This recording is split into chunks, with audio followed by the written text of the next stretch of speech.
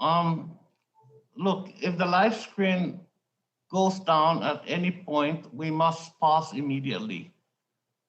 Committee staff will let you know if that happens and continue on to advise you about what to do. Upon first hearing the live stream is down, I will, or the chair should interrupt whomever is whatever is happening and I shall read the following, and I will say something at that time. Chairman Sablan, I believe we are good to go to restart the hearing, sir. Right. So see, there was never a fifth hearing, Chris. So this is again an entirely remote hearing, and as such, the committee hearing room is officially closed. Members who choose to sit with their individual devices in the hearing room must wear headphones to avoid feedback, echoes, and distortion resulting from more than one person on the software platform sitting in the same room. Members are also expected to adhere to social distancing and safe healthcare guidelines, including the use of masks, hand sanitizer, and wiping down their areas both before and after their presence in the hearing room. In order to ensure that the committee's 5-minute rules are adhered to, staff will be keeping track of time using the committee's field timer. The field timer will appear in its own thumbnail picture and will be named 001_timer. There will be no 1 minute remaining warning. The field timer will show a blinking light when time is up. Members and witnesses are asked to wrap up promptly when their time has expired. While a roll call is not necessary to establish a quorum in official proceedings conducted remotely or with remote participation, the committee has made it a practice whenever there's an official proceeding with remote participation for the clerk to call the roll to help make clear who is present at the start of the proceeding. Members should say their name before announcing they are present. This helps the clerk and also helps those watching the platform and the live stream who may experience a few seconds delay. At this time, I ask the clerk to please call the roll. Chairman Sablan. Present, Sablan present. Mrs. Hayes. Present. Mr. Grijalva. Grijalva present.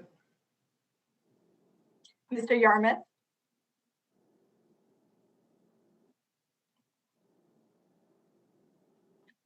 Ms. Wilson.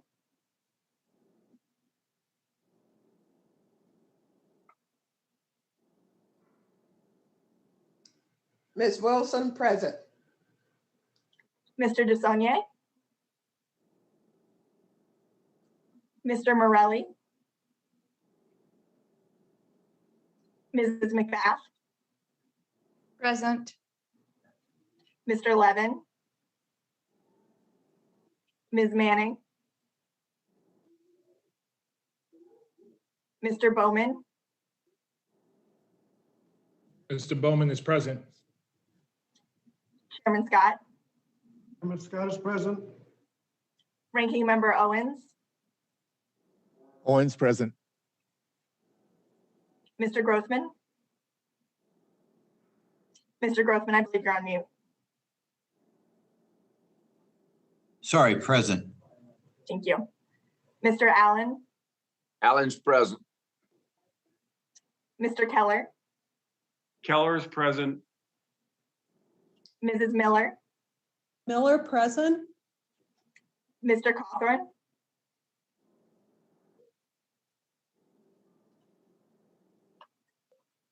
Mrs. Steele. Steele present. Ms. Letlow. Letlow present. Ranking Member Fox.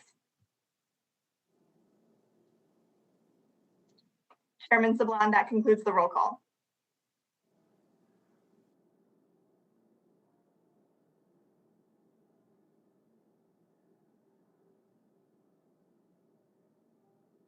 Chairman Sablan, Mr. Chairman, you're on muted. mute, sir.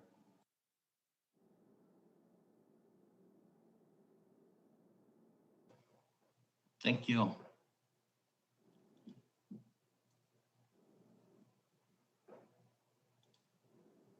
Pursuant to Committee Rule 8C, opening statements are limited to the chair and the ranking member. This allows us to hear from our witnesses sooner and provides all members with adequate time to ask questions. I now recognize myself for the purpose of making an opening statement. Today's hearing is focused on our responsibility to support the education of children who are homeless or in foster care.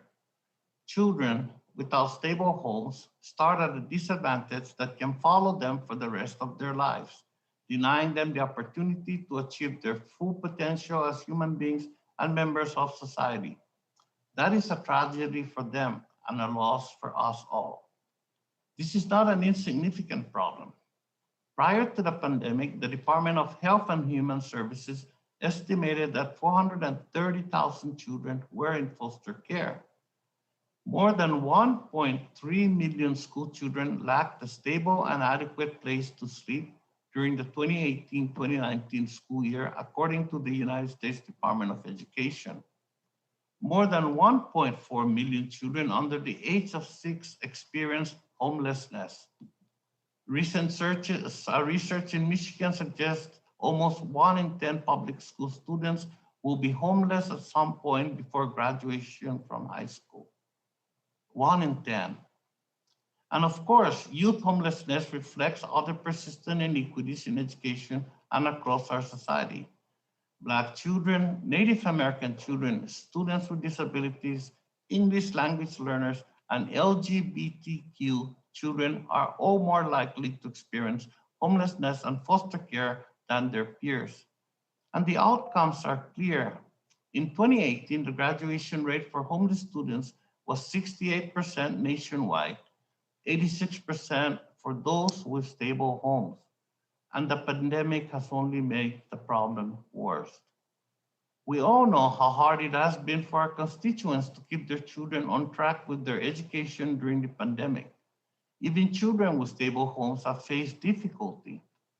For children who are homeless or in foster care, moving from place to place, these difficulties have been even more severe. Research indicates from 1 to 3 million children have not attended school since the pandemic began, and principal among them are students experiencing homelessness or in foster care. This does not simply mean lost classroom time. The pandemic has jeopardized access to clothing, to adequate nutritious food, to healthcare, and other critical aid schools provide. The consequences of this gap in the care of homeless children will be felt by all of us long after the pandemic is behind us. And this is not to say Congress has been idle. The American Rescue Plan, which we passed in March, provides a combined $2 billion to strengthen Head Start programs, which holistically help young children deal with the many challenges of experiencing homelessness and foster care. This funding is designed not only to cover the increased cost of providing education during the pandemic, but also, where possible, to help children catch up on lost instruction time.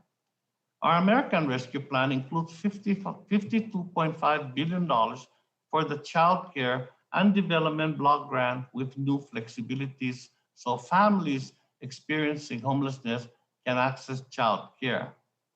The American Rescue Plan brought $130 billion to communities nationwide for K-12 education and includes $800 million specifically to help homeless children and secure the staff and resources for homeless need to remain connected to school.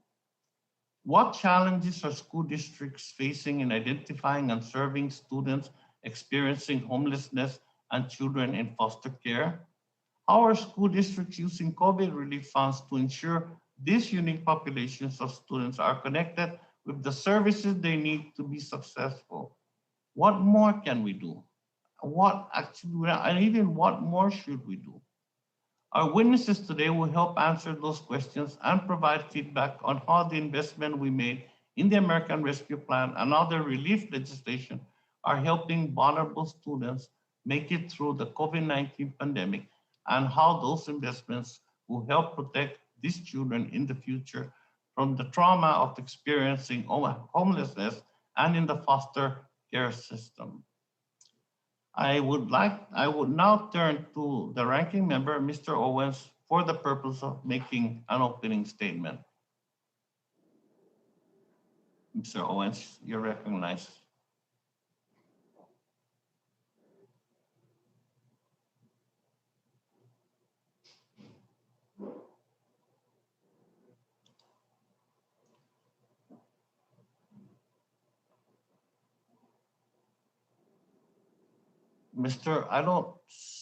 Yeah, okay.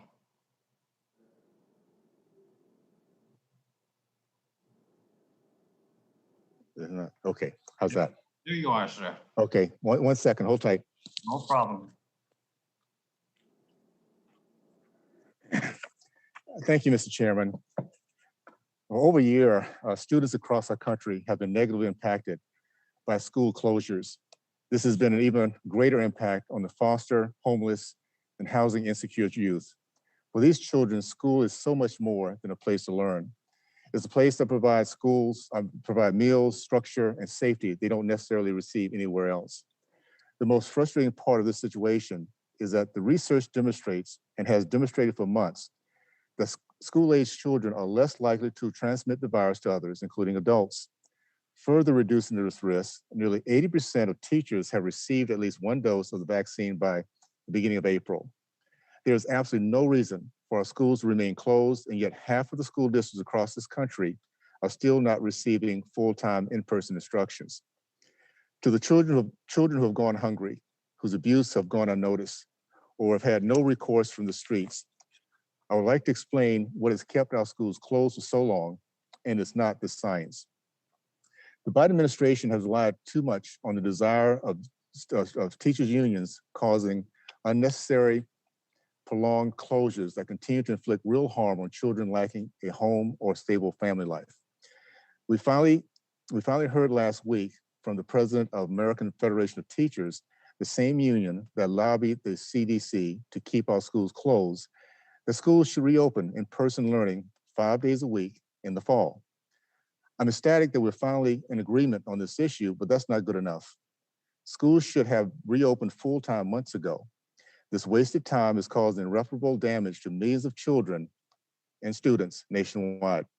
In fact, we'll hear from one foster parent about how these closures left her children without the attention and instruction they needed to be successful in the classroom, and how countless other children facing abuse and neglect were denied the lifeline offered by in-person instructions. My Democratic colleagues love to argue that throwing more money at this problem is a solution. We will spend this hearing today highlighting President Biden's America Rescue Plan relief scheme, in which 20% of the funding of the elementary and secondary school emergency relief fund must go toward addressing learning loss. They'll talk about money for homeless education. This is the third hearing on the impact of the pandemic, and each time they have highlighted their desire for more money instead of our children's need to get back to classroom.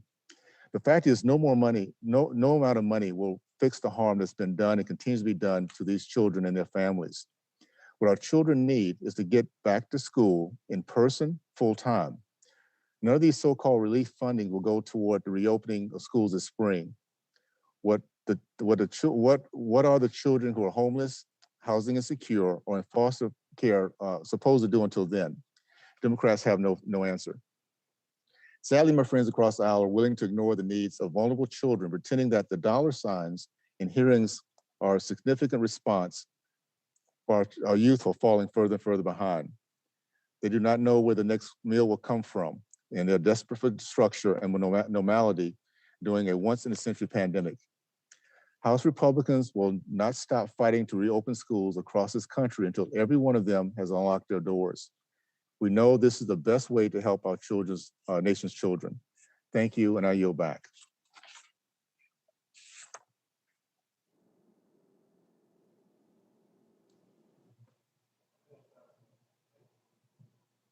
Yeah, thank you very much, Mr. Owens, Ranking Member Owens.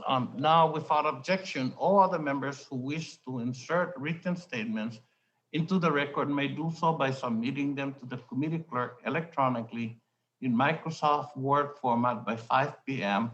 on June the 2nd, 2021. I will now introduce our witnesses. Ms. Jennifer Erb Downward is a senior research associate at Poverty Solutions at the University of Michigan, where she oversees research projects and assists with the analysis and translation of research findings regarding family homelessness to inform local, state, and federal policy. Ms. Erb Downward has extensive experience in policy analysis, program implementation, and best practice research around family homelessness, behavioral health, chronic illness, and the reduction of health disparities. She is passionate about addressing child homelessness in Michigan, where she grew up. If I'm misstating your name, please forgive me. Ms. Erb Downward holds a master's degree in public health from New York University. Mrs. Michelle Linder-Colts serves as an executive director for the School District of Philadelphia's Office of Early Childhood and is responsible for the implementation and oversight of federal, state, and locally funded pre-kindergarten and Head Start programs serving 8,000 children in more than 100 community-based early learning centers in Philadelphia. She is also a member of the Pennsylvania Early Learning Council, which works to expand and improve early learning and development services for young children and their families across the state. Ms. Linder-Colts has been an educator for more than 25 years and was a Head Start parent and student herself. She holds a master's degree in education administration and serves on a number of advisory committees that are instrumental in shaping and elevating the importance of early childhood education in Pennsylvania. Ms. Gretchen Davis is a mother to 3 children, 2 of whom are biological and 1 adopted through foster care. As a foster family in Arlington County for over 8 years, Ms. Davis often speaks in community forums for the Arlington County Department of Human Services, encouraging others to consider fostering. Prior to fostering, Ms. Davis served as an elementary and middle school teacher for 15 years in both Tennessee and Washington, or as an assistant to the Deputy Undersecretary of Education during the Bush administration. In light of COVID-related school closures, Ms. Davis began her involvement in Arlington Parents for Education, a local group advocating for the immediate return to an in-person education for all students.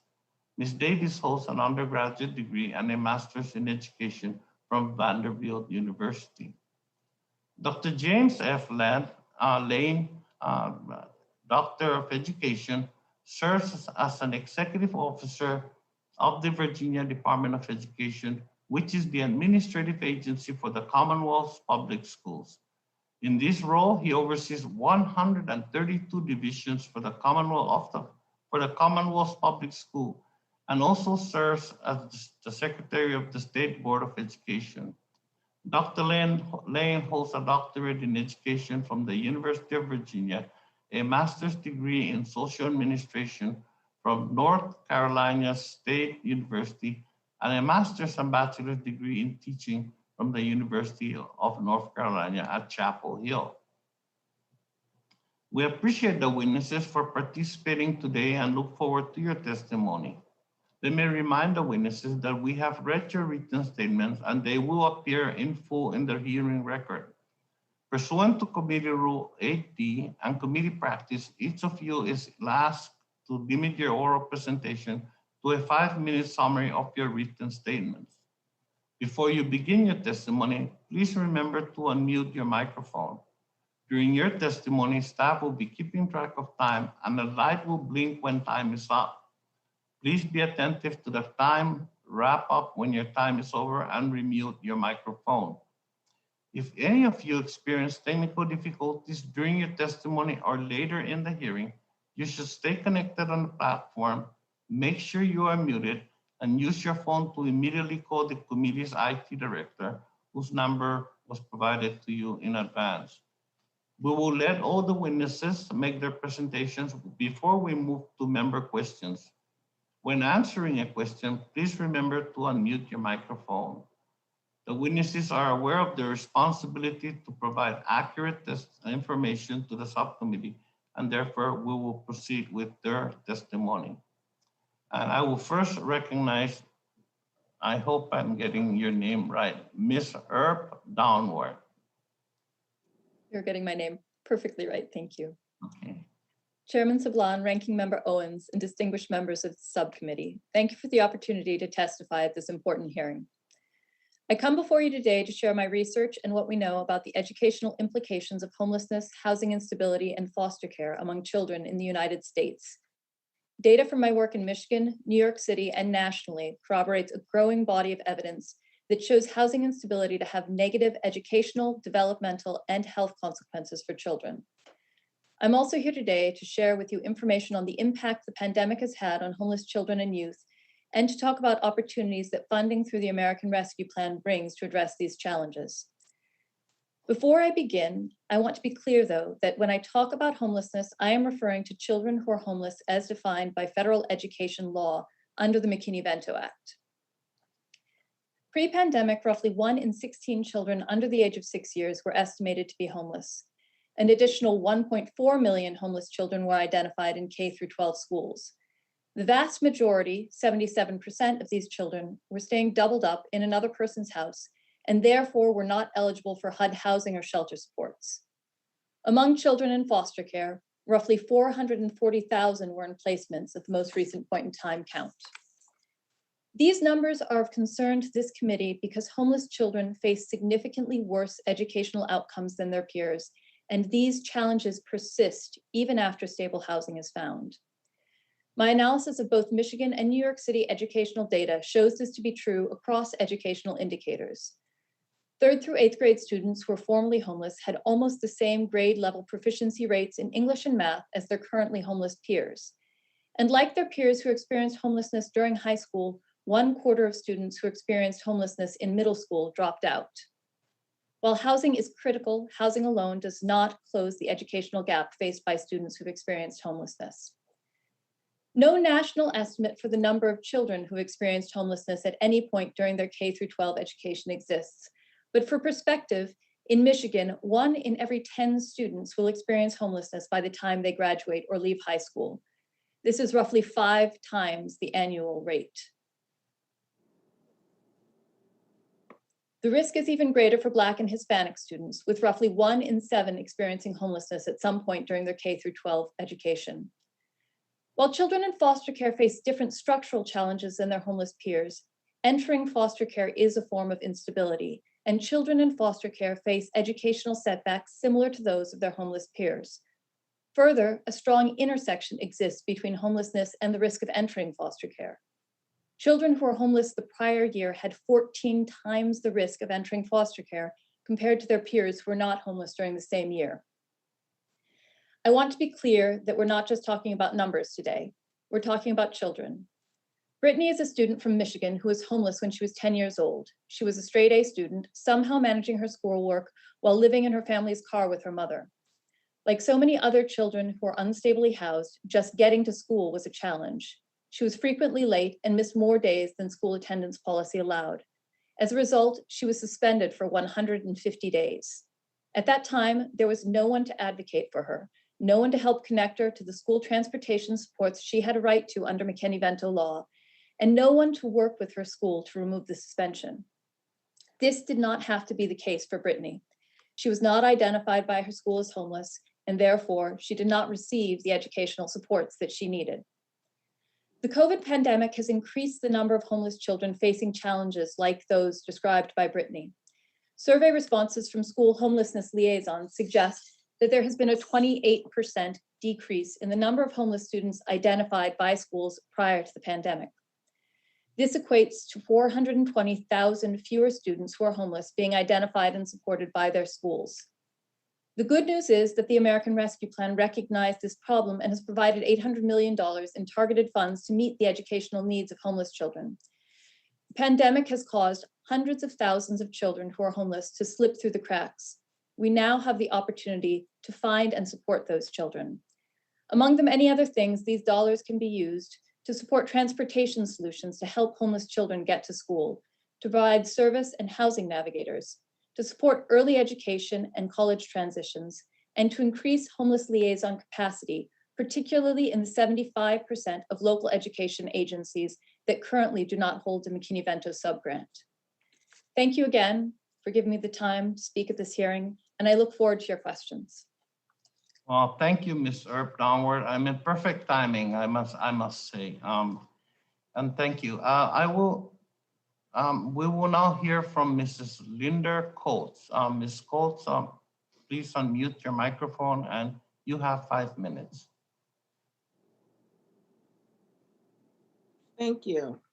Greetings, Chair Sablon, Ranking Members Owens, and other honorable members of the committee.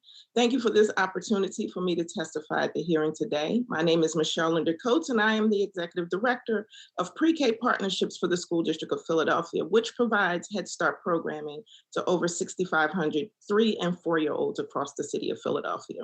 As you know, many of our students and their caregivers face great adversity. Our office works to combat this adversity and impact of poverty through a comprehensive support model that addresses the various conditions students and families face outside of the security of the Head Start classroom, particularly families experiencing housing challenges and children who receive foster care. I am honored to speak with you today about the work we have done these past 14 months to support Philadelphia's families in need. In our program, Servicing Families Protected under the McKinney-Vento Homeless Education Act starts with identification and recruitment. Our recruitment and identification efforts have been successful through the establishment of strong partnerships with many of Philadelphia's social services agencies, including forming relationships directly with city shelters. Monthly, we participate in early childhood workshops that focus on focusing relationships and fostering relationships with city shelter staff and early childhood staff together, which enhances our collective ability to service our families. We also attend and host pre-K enrollment fairs at shelters, which also allows our staff to inform parents about Head Start and inform them of all of the services that we offer, and also at the same time enroll their children. Through this close relationship with shelter staff, we've also been able to co-complete a self-assessment tool to improve services. We like to hear from our families how we're doing and how we can better service them. Based on the results of the assessments, we've changed our Head Start application, all of our marketing material, to be more inclusive and eliminating the word homeless, as most McKinney-Vento eligible families do not identify as such. We know that utilizing more common phrases used by families such as temporarily living in housing with relatives or friends, or new to the country and looking for housing is a softer indicator that families may be McKinney-Vento eligible, and it sits better with our families. Once identified, families are given top priority as we support families through an expedited transition process to school and addressing immediate needs such as clothing, during school supplies, temporary transportation, and those things that families identify as their immediate needs. During the pandemic, many families did not feel safe participating in participating in face-to-face options that the district offered, and we were unable to participate in many cases in helping families understand why it's important for their children to attend school. So we partnered with our Department of Health and we offered some town hall meetings to help educate families, specifically our families who were experiencing homelessness and who were in foster care, understand why it's important to come back to school, return to school, and understand all of the safety protocols that we've put in place in order to support them in face-to-face learning. To support our virtual learning, because many of our families chose to do digital learning, we ensured that we kept students connected by purchasing necessary technology and digital curriculums for the teachers, consumables and non-consumable learning materials for families to use at home. Also using funds to train teachers on the use of technology and helping them understand how to best support our youngest learners and our most vulnerable learners in the virtual environment. For our foster families specifically, we expedite services and also make sure that our social services team establish working relationships with and provide contact information for the family assigned case manager. Our social services team work with the case managers to make sure that they're making progress towards the set goals established by the foster agencies. We also partner with community agencies to provide resources to our children in foster care and families experiencing homelessness with healthcare, food, clothing, and the like. We saw the impact of the pandemic as families in our program, the homeless families were decreased. I'm sorry. I'm sorry. I know that was my timer as well. Thank you. I was concluding and wrapping up with the idea that we are working diligently each day to make a positive impact to ensure our neediest families have the opportunity for lifelong success. Thank you, Ms. Dendercoat. I'm also that was first time I've ever heard that too, but thank you for your testimony. And next, we will hear from Ms. Davis. Ms. Davis, please unmute your microphone and you have 5 minutes. Good afternoon, Chairman Sablin, Ranking Member Owens, and members of the Early Childhood Elementary Secondary Education Committee, Subcommittee, Early Childhood.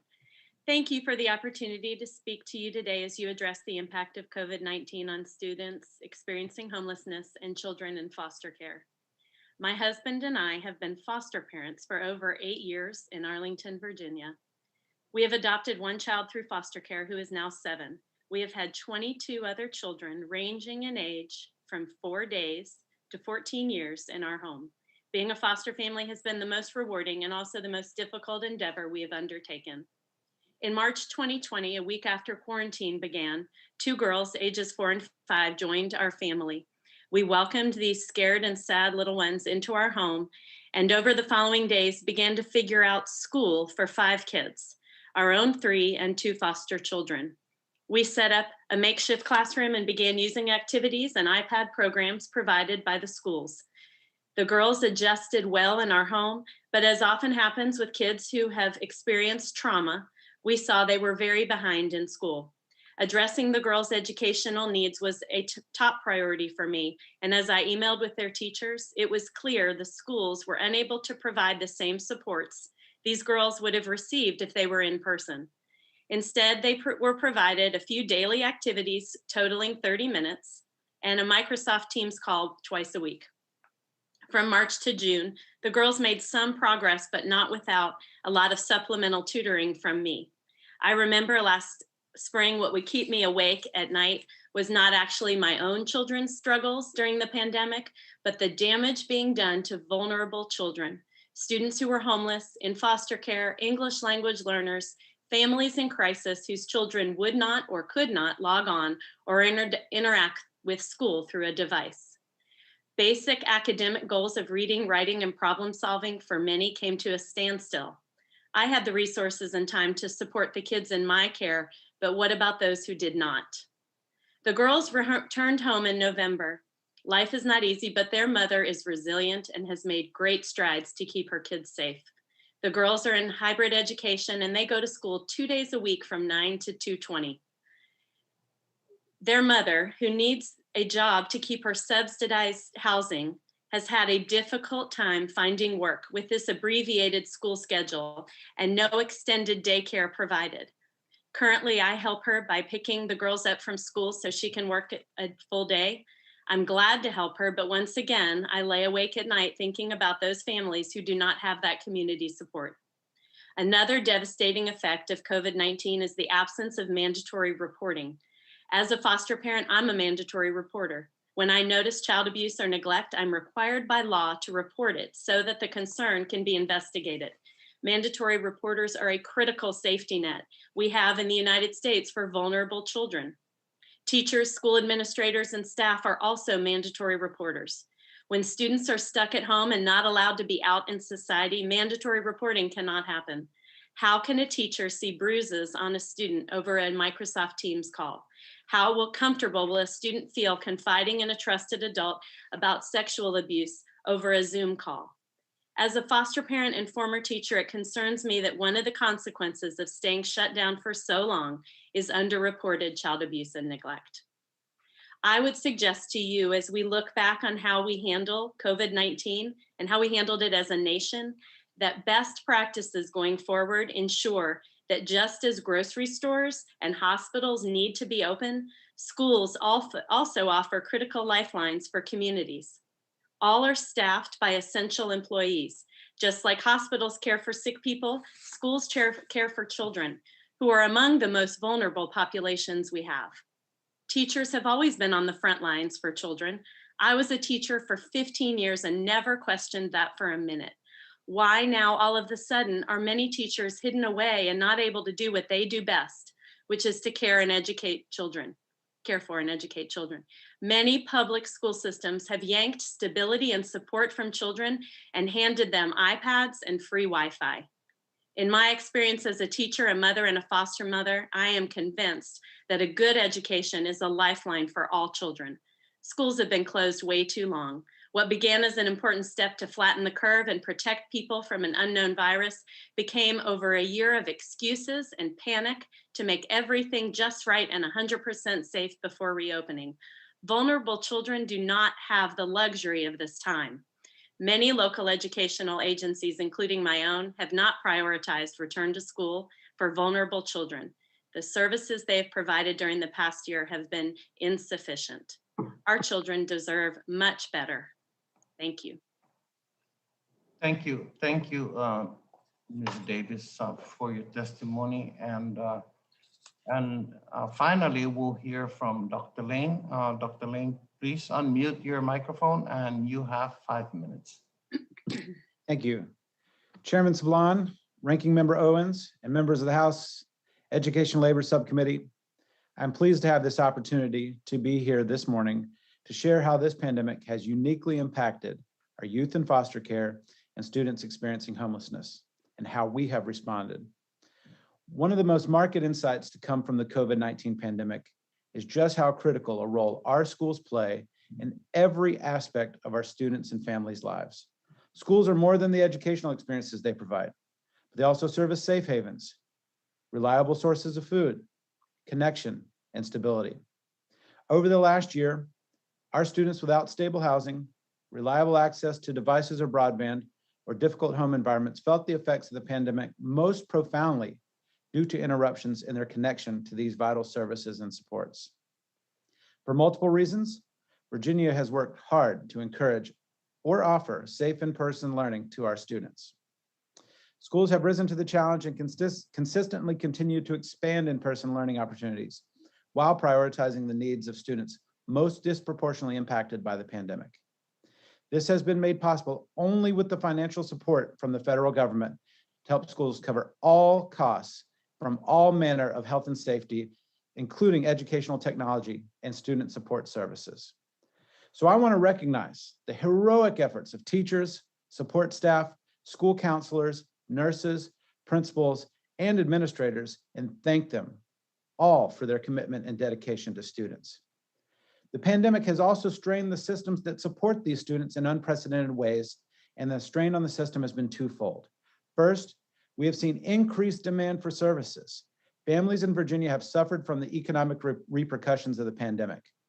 The same economic disruption, stress, trauma, and logistical considerations of the pandemic have disrupted existing foster families and created conditions that will likely increase the number of youth in need of foster placements.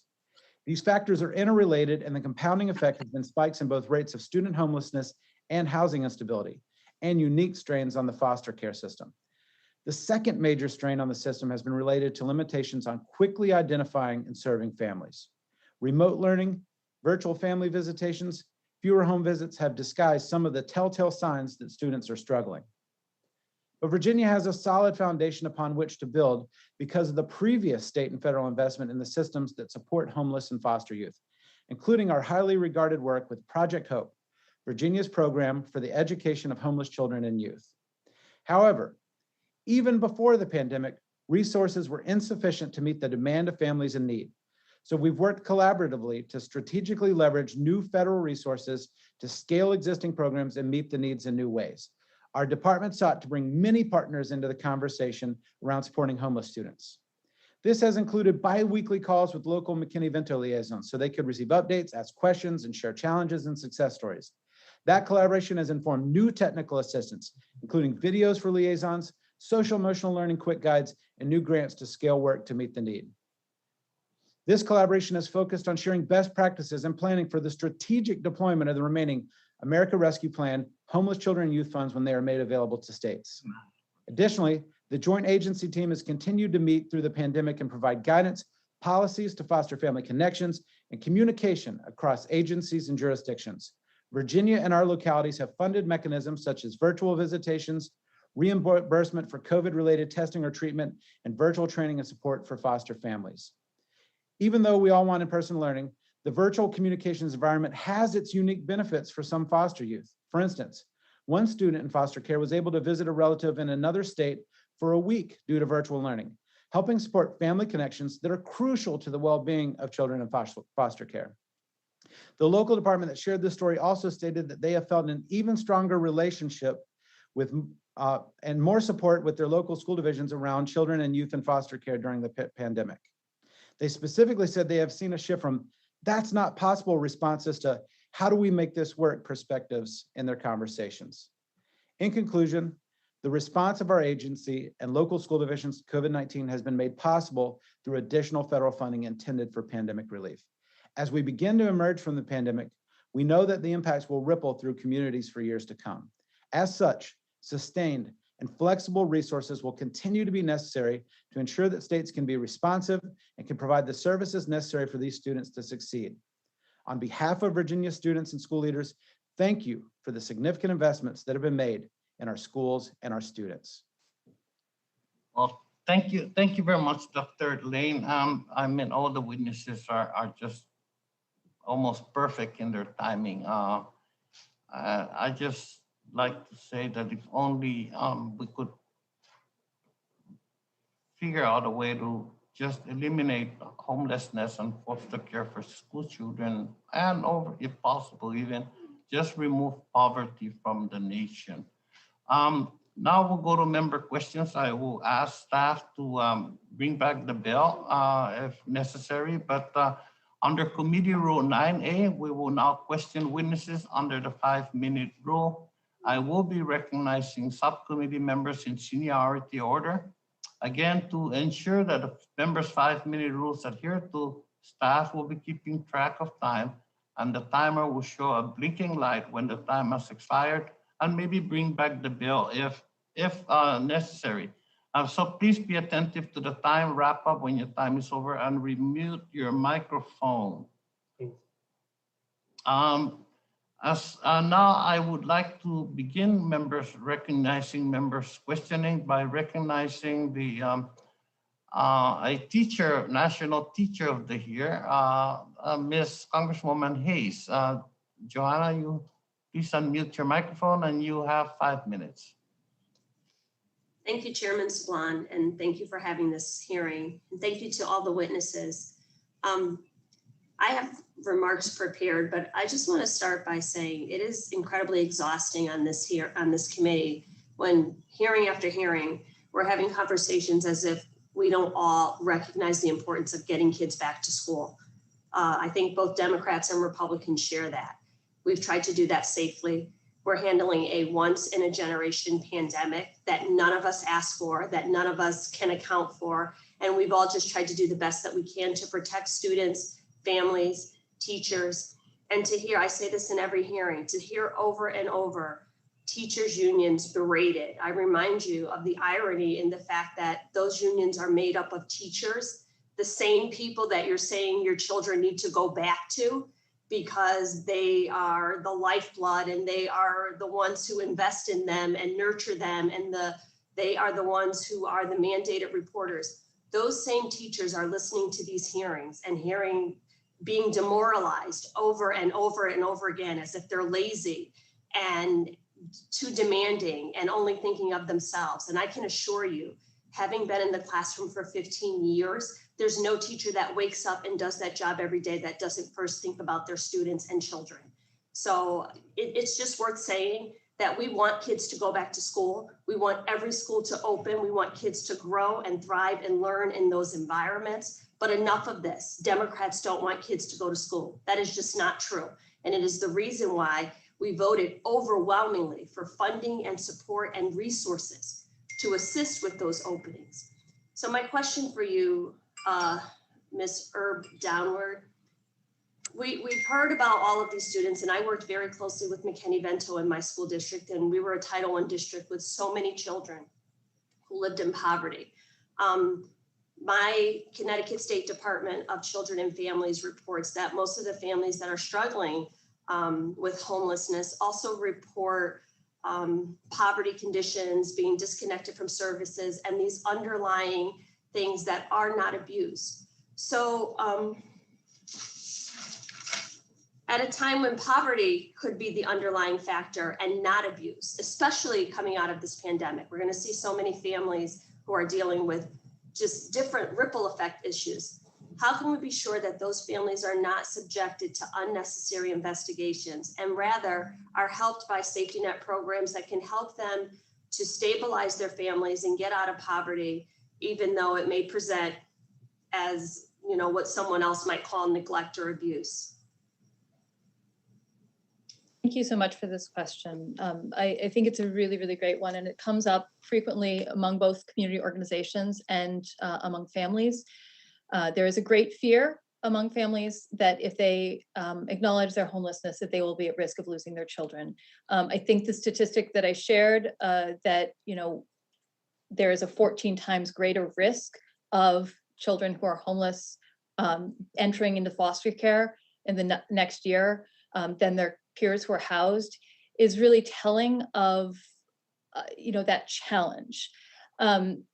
One critical piece there. So the first thing is, I think that we need to understand that more, and we need to acknowledge that intersection.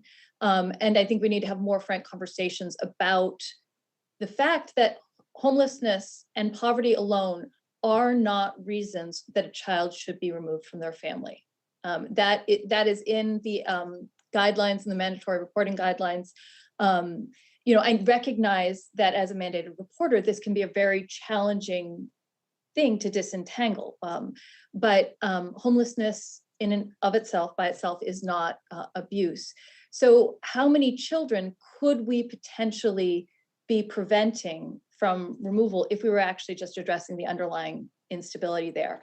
I think right now with the American Rescue Plan, there are some resources that exist that can be used to help families. And one of the great things about the $800 million that's been allocated to serve homeless families is we have an opportunity to reach those families and bridge some of those gaps.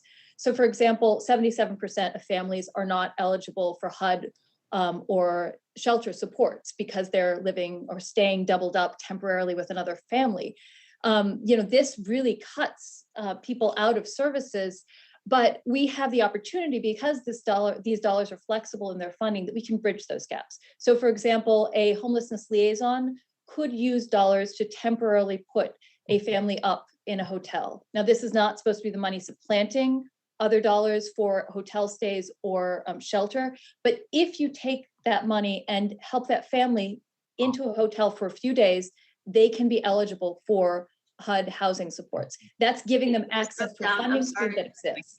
I'm sorry, my time has expired, but I so appreciate your comments, because that is the exact intent of the legislation that we passed in the American Rescue Plan, to hit those core poverty issues and lift our children out of those situations. Mr. Chair, I'll submit the rest of my questions. And with that, I yield back. I'm sorry for going over.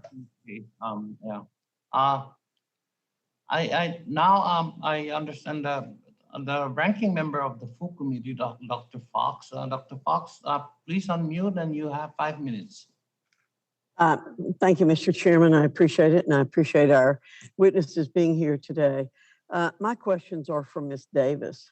Ms. Davis, thank you for your testimony, and thank you for your family's willingness to participate in the foster system and love these children. I truly hope there's a place in heaven for you all.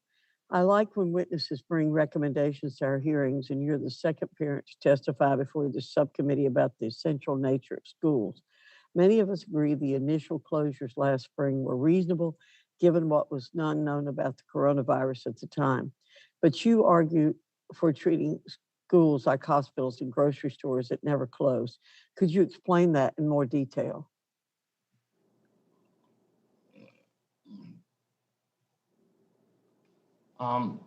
Ms. Davis, I think your microphone. I'm sorry.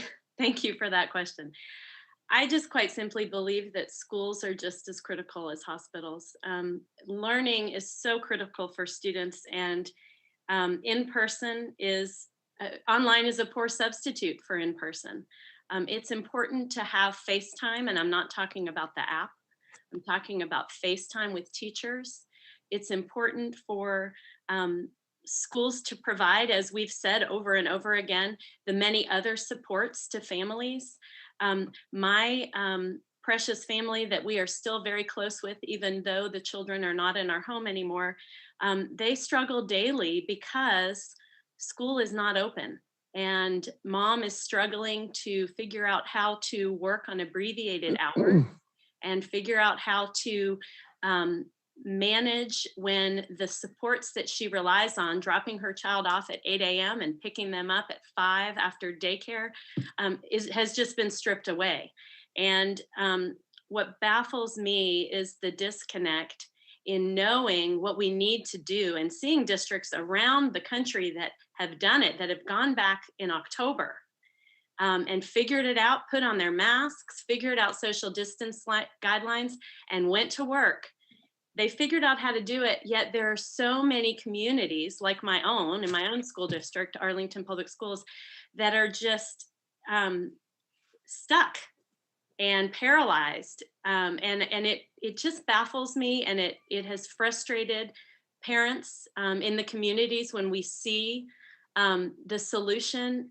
It's not rocket science. Teachers want to do the best job they can, and they know that it's in person.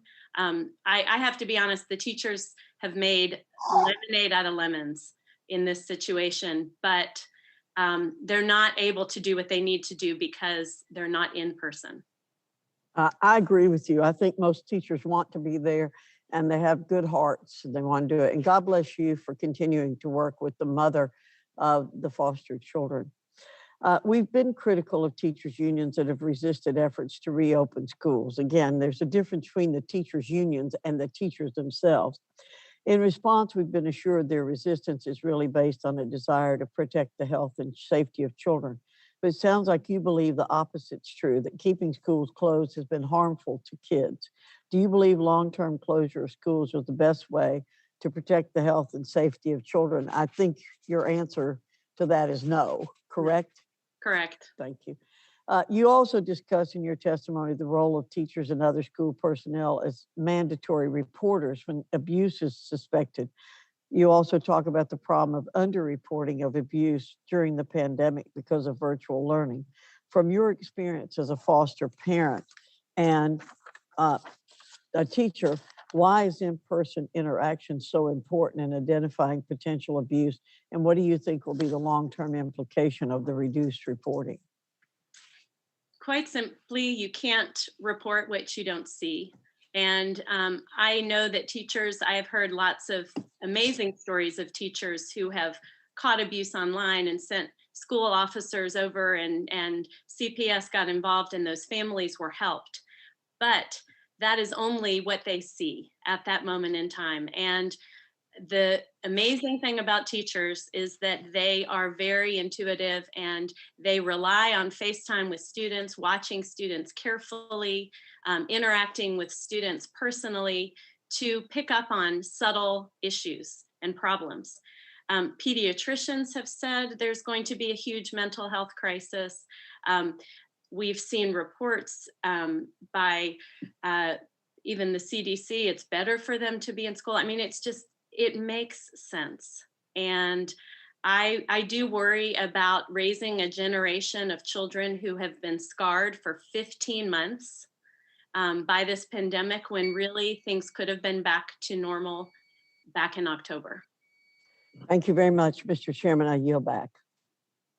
Thank you, Dr. Fox. I now recognize Mr. Yarmouth. Mr. Yarmouth, please unmute. You have 5 minutes. Sure. Thank you very much, Mr. Chairman, and thanks also to all of the witnesses. This is a topic that I have a great personal interest in. My district is the founding place of National Safe Place. I was the author and principal sponsor of the Runaway and Homeless Youth Act.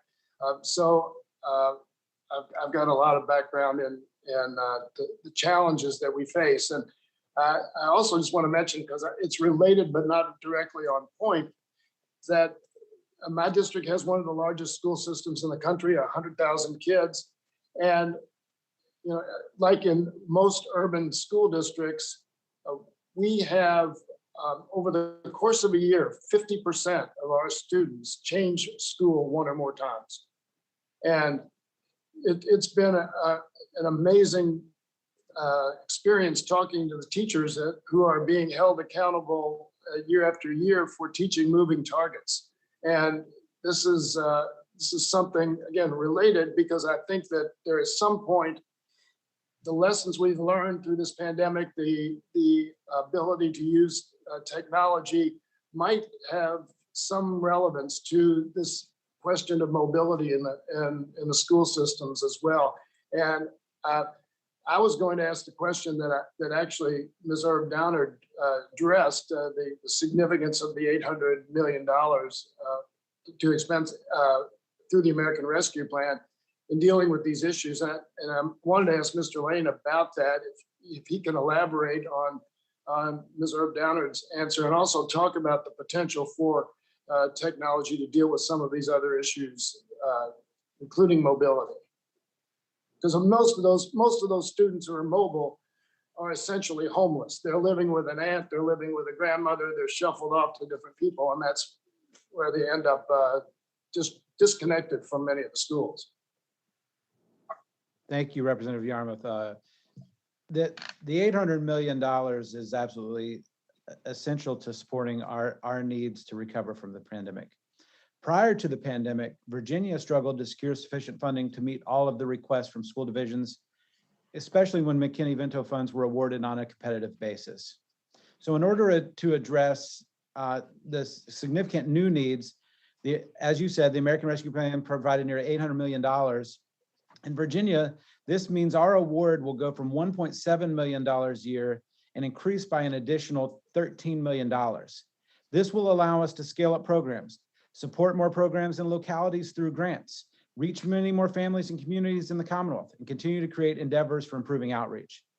The funding from the ARP will not only allow us to mend the gap and provide services to programs and initiatives that have been under-resourced, but it is also an opportunity for us to shift our thinking from being reactive to proactive, because our funding at the level it was at really required a reactive approach.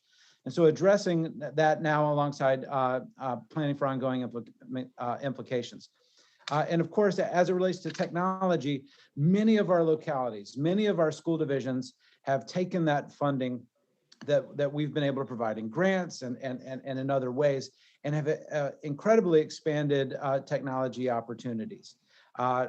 So technology has allowed us to identify students as homeless or youth in foster care to receive educational services and supports from their home school.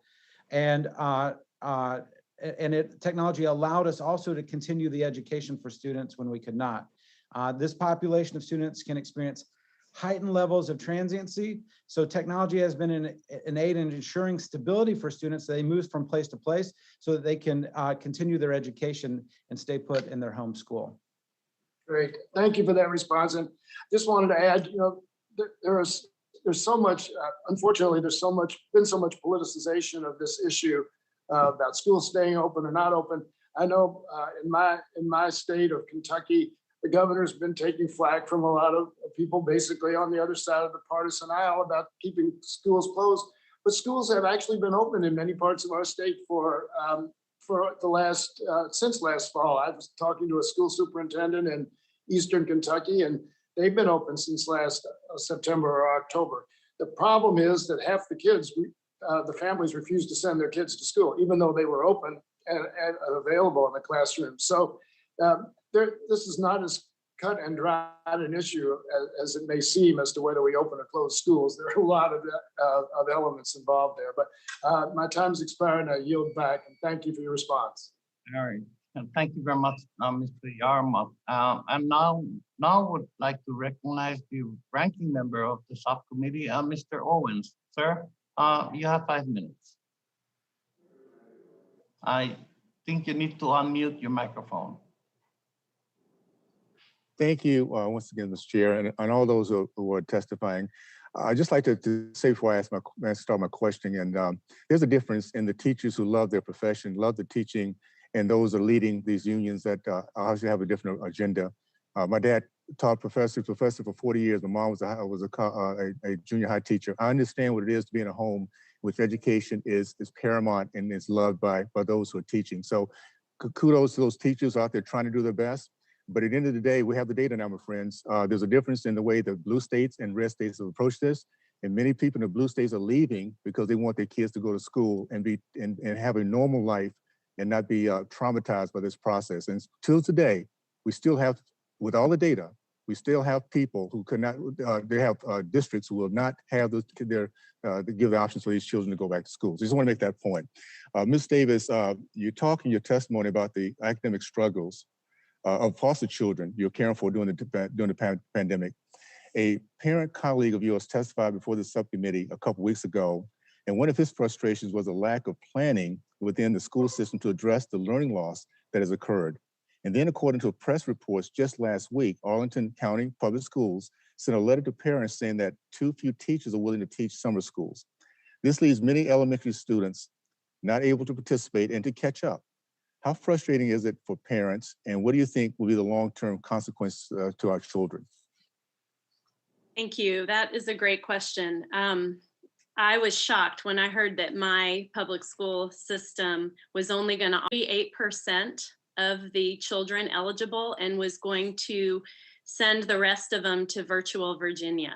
I know for my foster daughter who will be in need of serious summer school services, I pray she's one of those 38%, because if she's not, I went through summer school with her last year and it was a disaster online. Young elementary school students do not learn well sitting in front of a screen.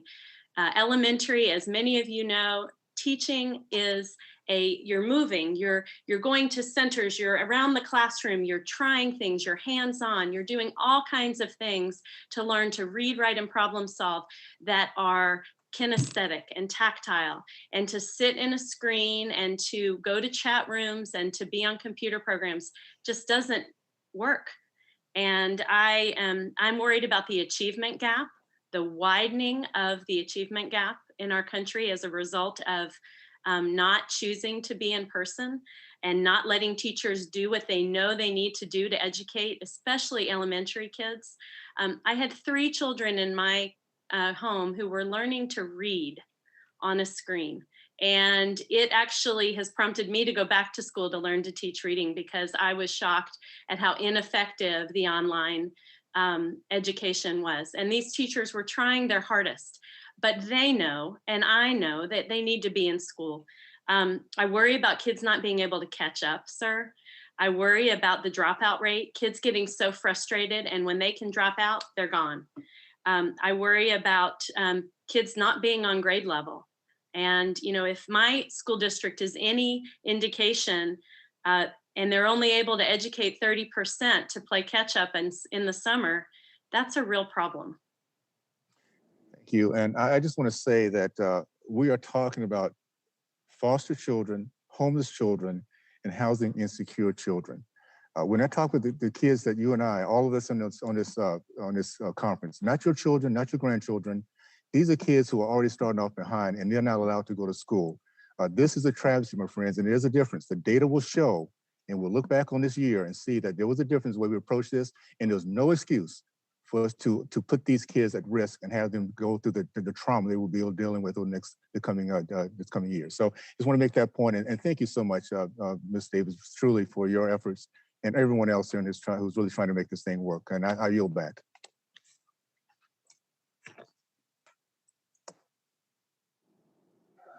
All right, thank you, Ranking Member Owens. Let me now recognize Mr.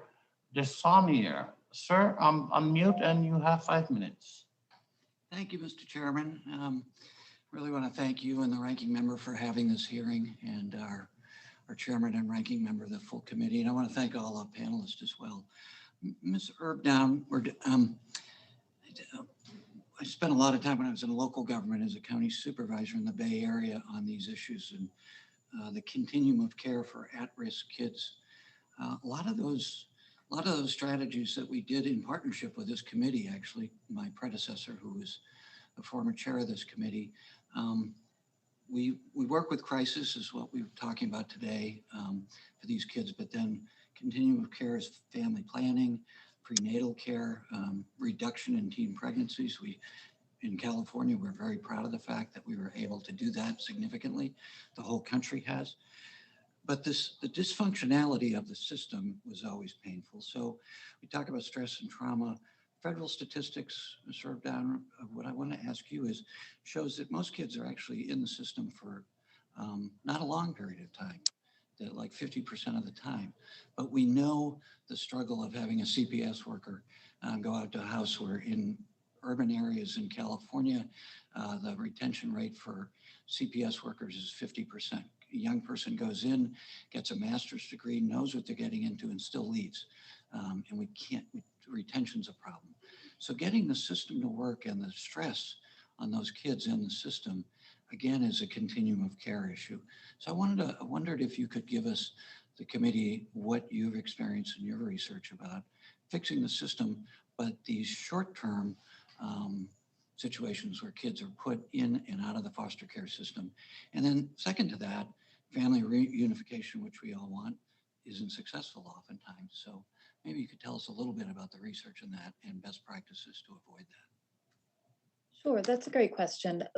One thing that I would like to start off with, though, is that, you know, in the research that I shared in my testimony, it shows that there are incredibly negative outcomes educationally for homeless children and for foster care students. But that does not have to be the case. And I think that is the point of this hearing today.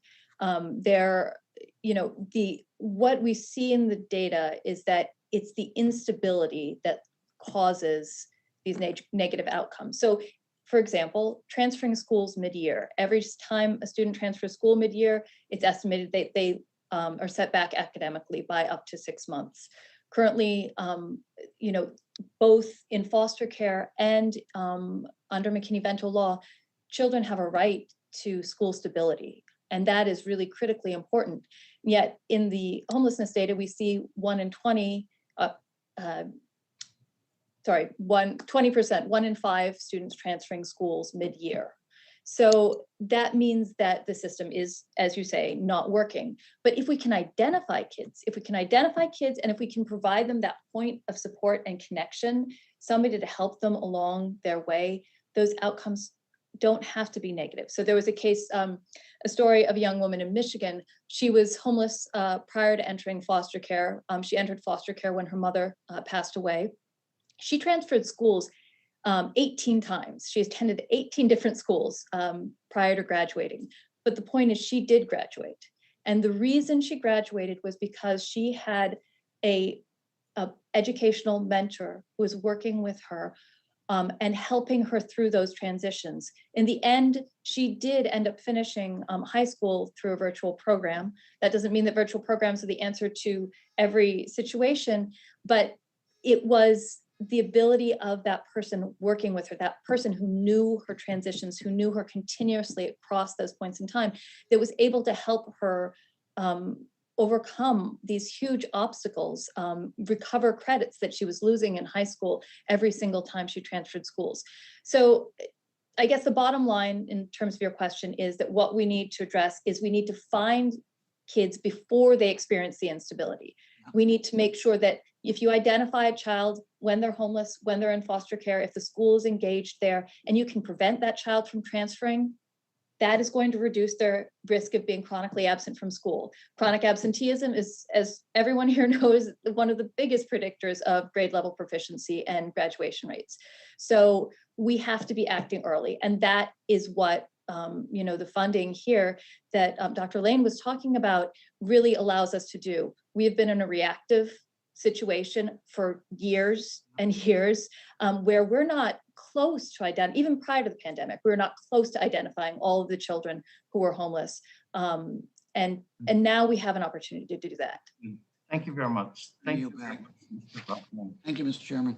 Yeah, and now I'd like to recognize Mr. Groffman. Sir, you have 5 minutes.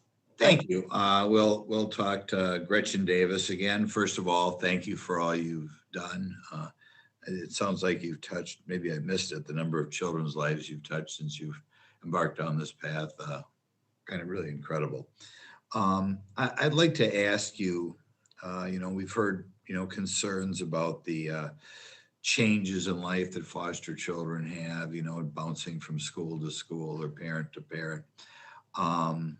You did mention that it's important, particularly important for these folks to be in school.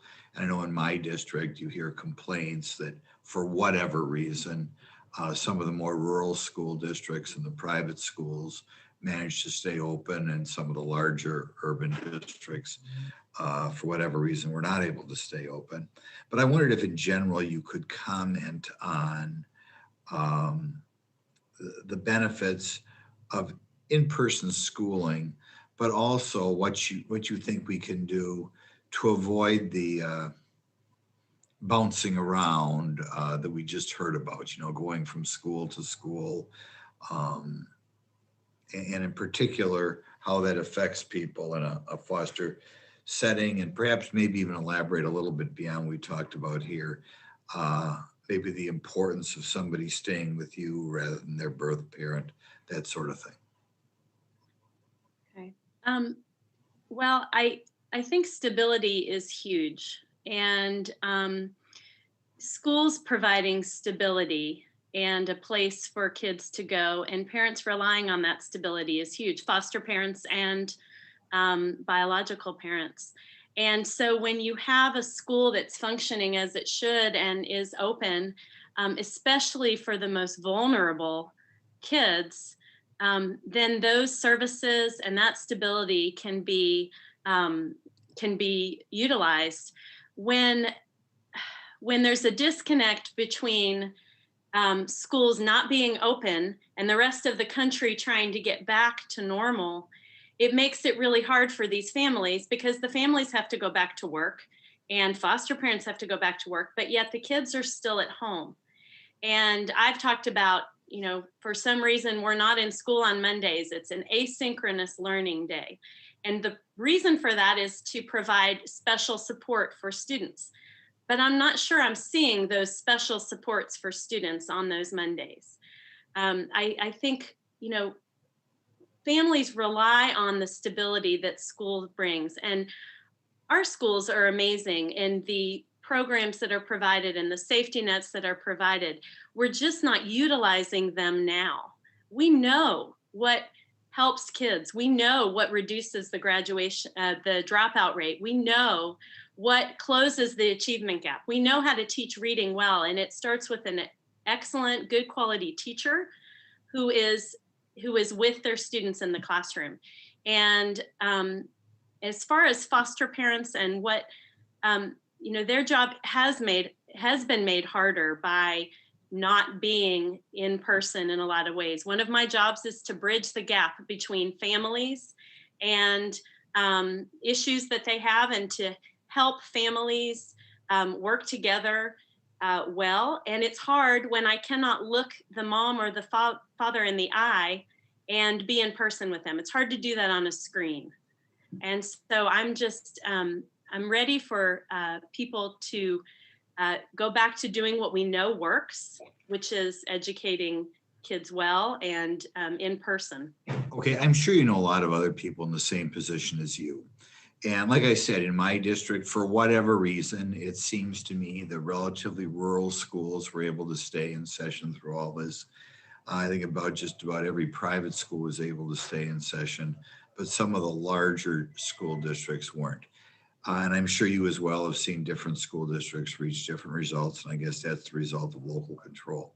But have you seen any reasons why it would be justified for some schools to kind of shut down or put children in the position in which they have to teach virtually, as opposed to other schools that are able to provide a stable in-person experience for the kids?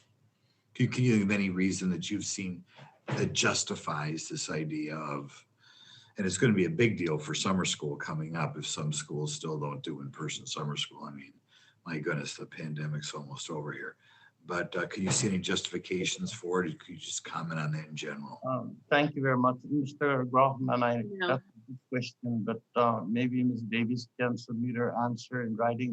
Your time is up. Okay, well, thank you very much for giving me the 5 minutes. Thank you, Mr. Day. Thank you, sir. Next up, I'd like to Ms. McBath. Lucy, you unmute your microphone and you have 5 minutes, please.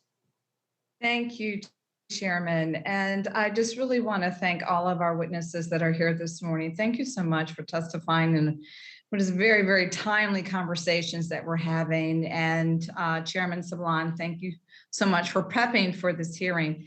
And I think everyone here can agree that children are absolutely our future, and it's our responsibility as legislators, those of us that are here today, to ensure that every child gets the quality education that they need and that they deserve.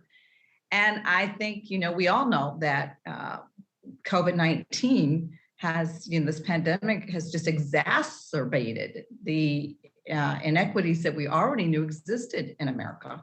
So today I'm grateful that we're bringing attention to the children who have been experiencing homelessness or are currently in foster care, and the children who are who've already struggled to get, the support that they need to stay in school. So thank you for this today. I represent Georgia, and just within the past year, Georgia had around 14,000 children in foster care. It's a huge number. And according to the 2018 Atlanta Youth Count study, over 3,000 youth are currently experiencing homelessness in the Atlanta metropolitan area. And that grieves me greatly. This number has really remained virtually unchanged since the last study was conducted in 2015. And across the state of Georgia, that number is even higher at a total of nearly 40,000 children that are homeless. So as a mother, even though I physically don't have my child with me anymore, my heart really breaks for these children that are not only having to navigate, the unusual obstacles of, their school lessons, but also having access to food and to clothing, and specifically under the tragedy of the pandemic. Mrs. Linda Coates, one of my questions is for you. We know that many students have lost great instructional time during this pandemic year. And although school closures have been just devastating for all our children, and that's what we've heard over and over again, we know that younger children in particular who have always had a harder time learning virtually, they've been hit particularly hard by the effects of COVID-19. How does your program plan to address this issue in the coming months and beyond to support our young children, and particularly those children experiencing homelessness and children in foster care? Yep, thank you for that question. So specifically, we will be using funds this summer to provide programming for students to ensure that they have the chance to catch up, and our youngest children who have participated, many who have participated in virtual programming, we're giving them the first opportunity with our homeless families and our foster families giving first priority to take those seats. Just going back a little bit to understand why in some instances, the summer program may only be able to be offered to a smaller number of children. In great part with our community is, we don't have as many teachers who are ready to move back into that space. So while we've been providing virtual pre-K as well as hybrid pre-K and full face-to-face pre-K during the entire pandemic, we did have families who chose to stay home with their children, whether it was by choice or by chance, that had to stay home with their children. And specifically for families who are experiencing homelessness or children who are in foster care, we are providing the opportunity for those families to sign up for face-to-face programming during the summer in order to not only catch up on instructional time that's been lost, but also socialization that's been lost. We do know that our youngest children, they learn best by engaging with other children. So as much as having the teacher in place to provide the constructs for learning, we know that children learn from one another. So we are planning a very robust summer program for face-to-face learning for the number of children who we can serve. And right now, we're starting off with 500. We're going to try to get 500 children into face-to-face programming. And as we see families are interested, we will continue to add to that number. So I'm so thankful you asked that question because we're really excited about it. Thank you very much, Ms. Macbeth. And I'd like to now call on Mr. Allen, please.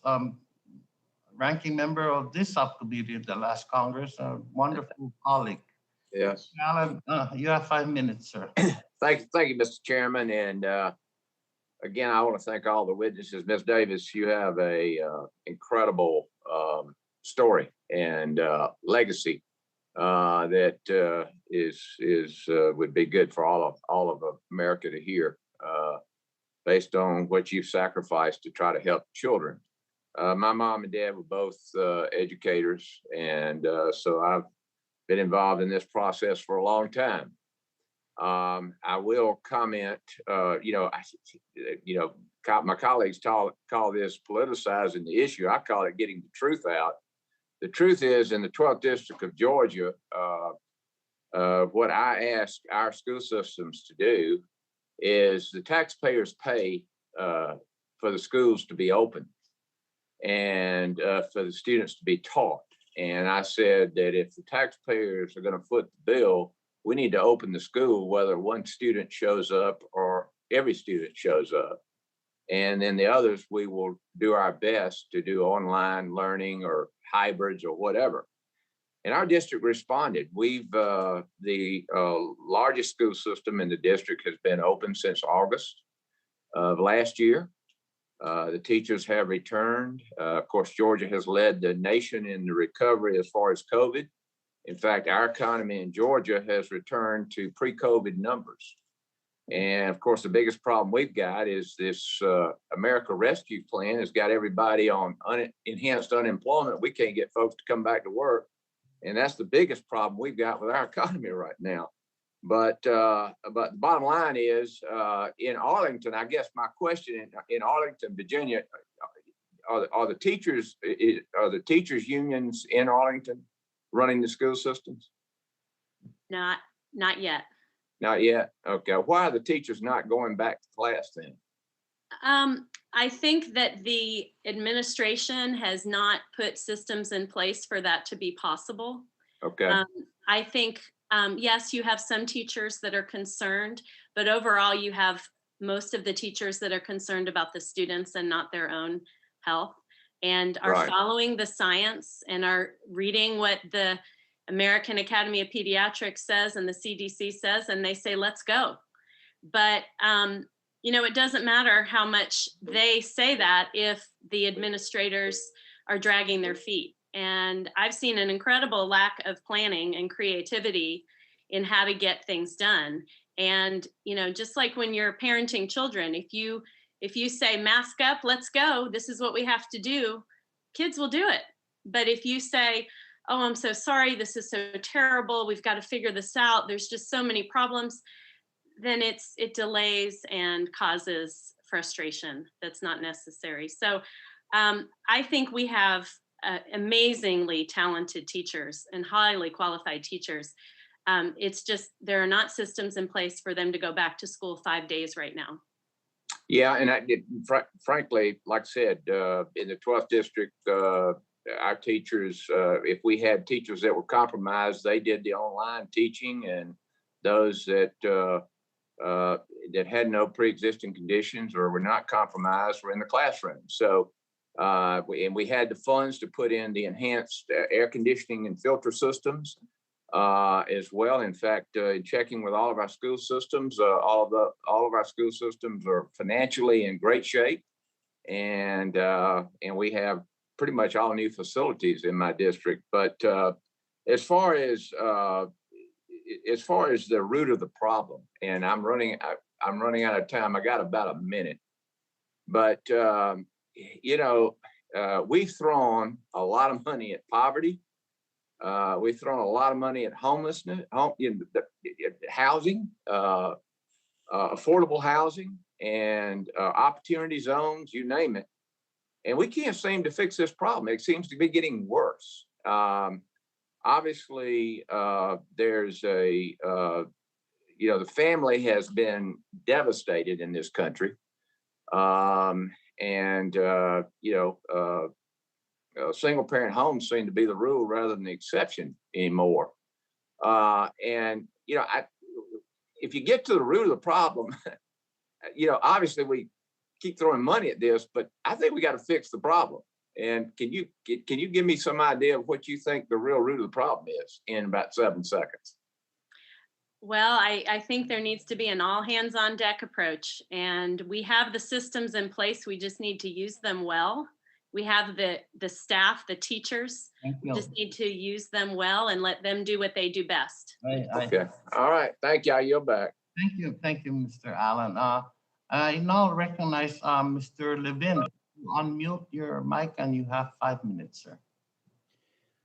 Thank you so much, Chairman Sablon, for recognizing me and for putting together this really important hearing today on education for homeless and foster youth.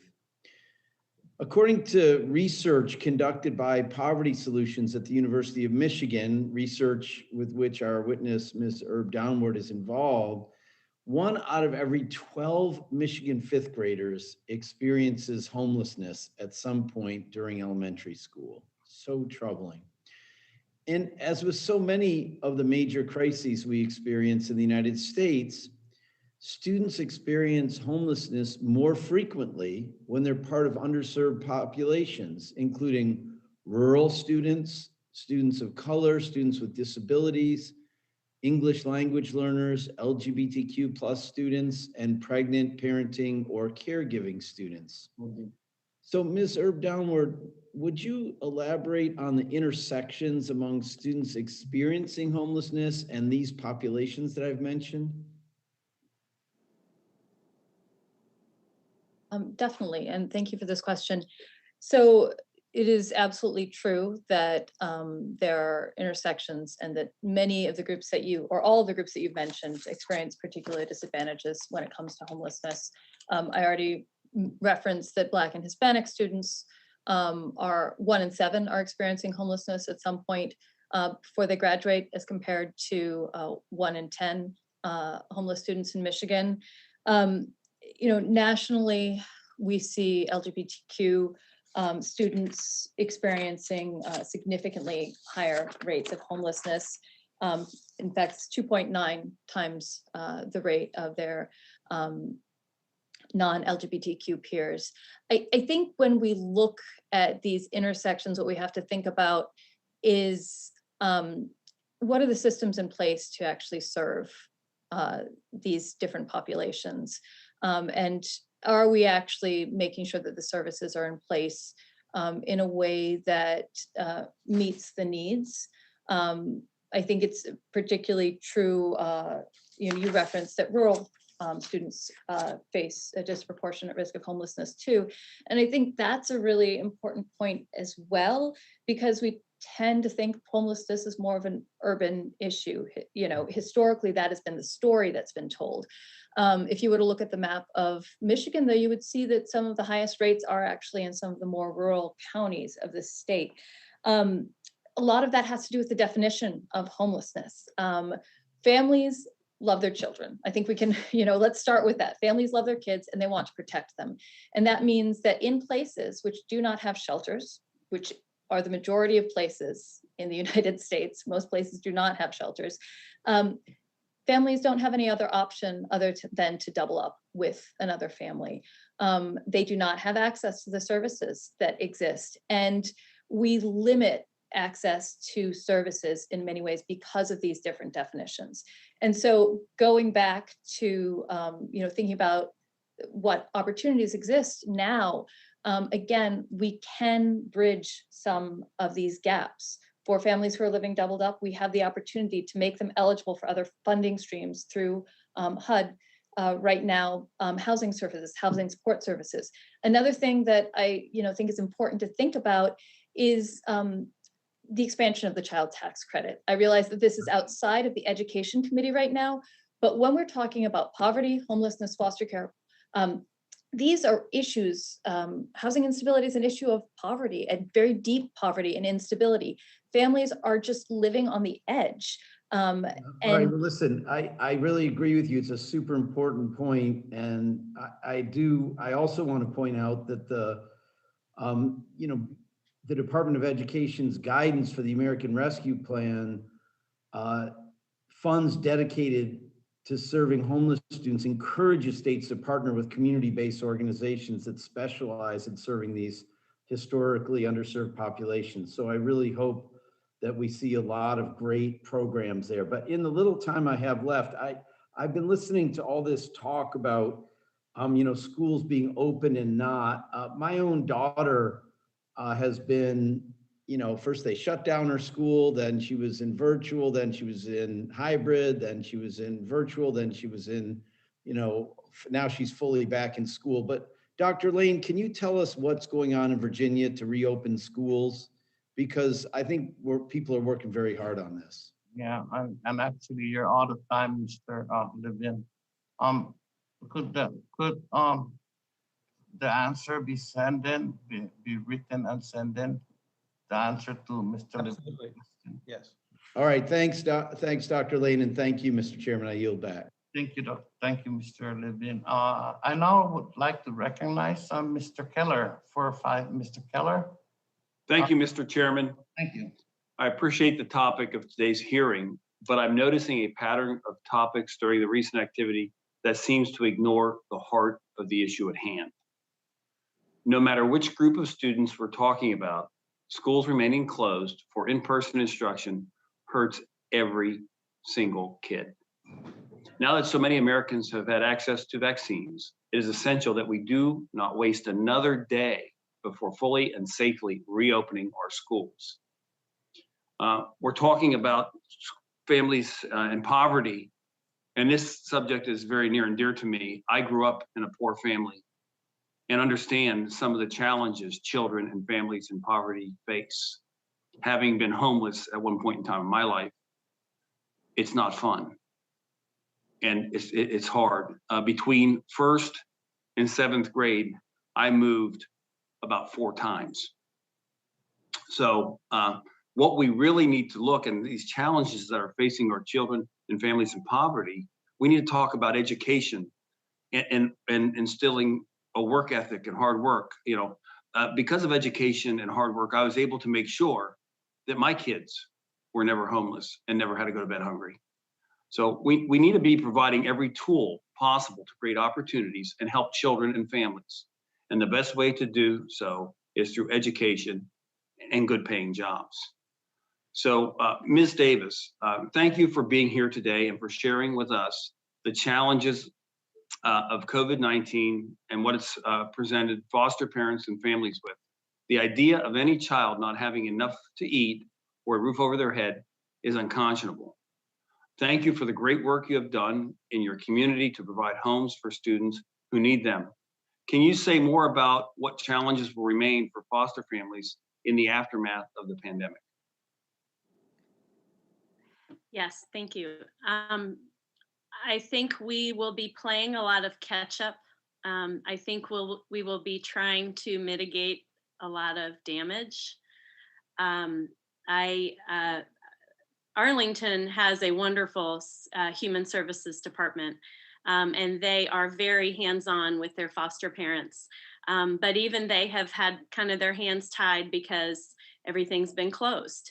I think when things reopen, I loved hearing what Ms. Linder Coates said about offering surveys and reevaluating what's working, what's not working, and making changes. And I think that will have to happen. I can tell you that foster families have always wanted to do the hard work. And now there's just going to be a lot more hard work to do just to get kids in a safe place. I think we have a mental health crisis that we're going to have to deal with in children. We haven't even talked about the dangers of screen time and kids being left with devices, unattended, and the amount of time we have our children on screens as a result of this crisis, and the impact of that. Social media can destroy children. And we have to, as foster parents and as educators, have to mitigate that damage for sure. So I think we've got a lot of fixing to do. I believe that we have great systems already in place to do that. We just need to do the hard work of helping children. Okay. What would be your advice to governments, school districts, local education authorities, school administrators, teachers, and others about how to ensure that schools remain open and ensure that we don't need to make up any additional lost time once schools are open fully and operational again?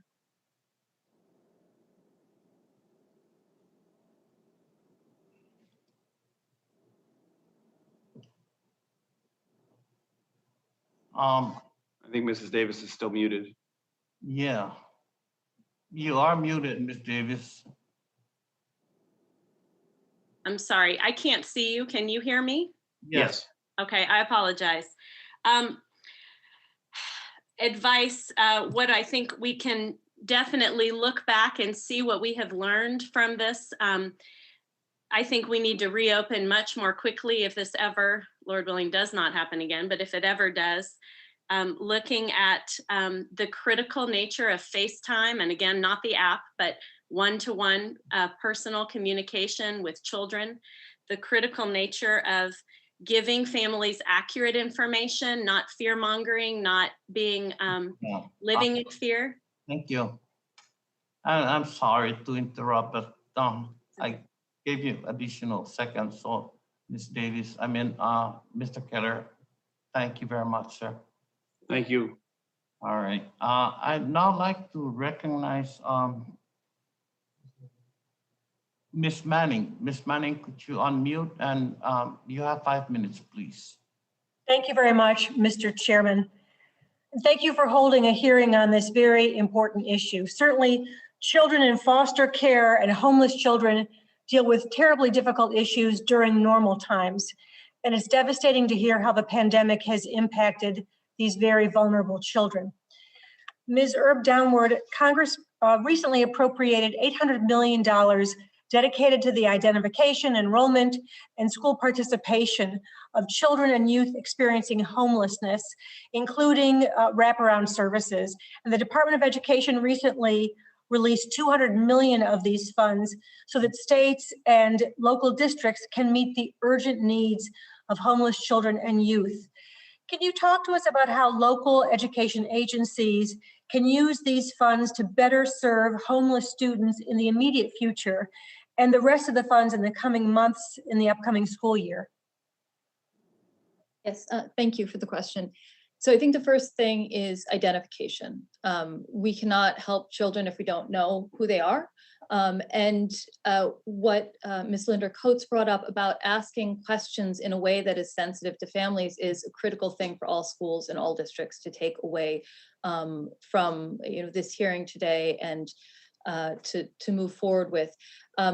Families are scared to identify as homeless, and therefore the outreach needs to be sensitive, and it's best done in collaboration with community partnerships, with agencies that know those families and know the children through other means. So I think that's step one, really looking at what can be done in schools to reach out to families and to identify families. Other things that can be looked for at the school level are signs like chronic absenteeism, transferring schools, not showing up to remote learning. All of these can be indicators that there's instability going on in the home. And so that can be a reason to reach out to find out how we can help families.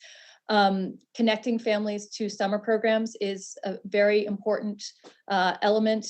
And then transportation is a huge need. Families are moving frequently, like we've discussed. Children who are homeless have a right to maintain stable enrollment in their school of origin.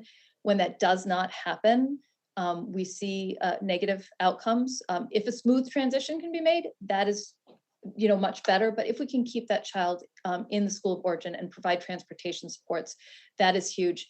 The last thing I'll say, and then I will turn it back over, is making sure families are connected to other programs. For example, homeless families are at risk of not having ever had to file their taxes. If they don't file their taxes, they're not going to be receiving the child tax credit. This child tax credit is estimated to reduce child poverty by 45%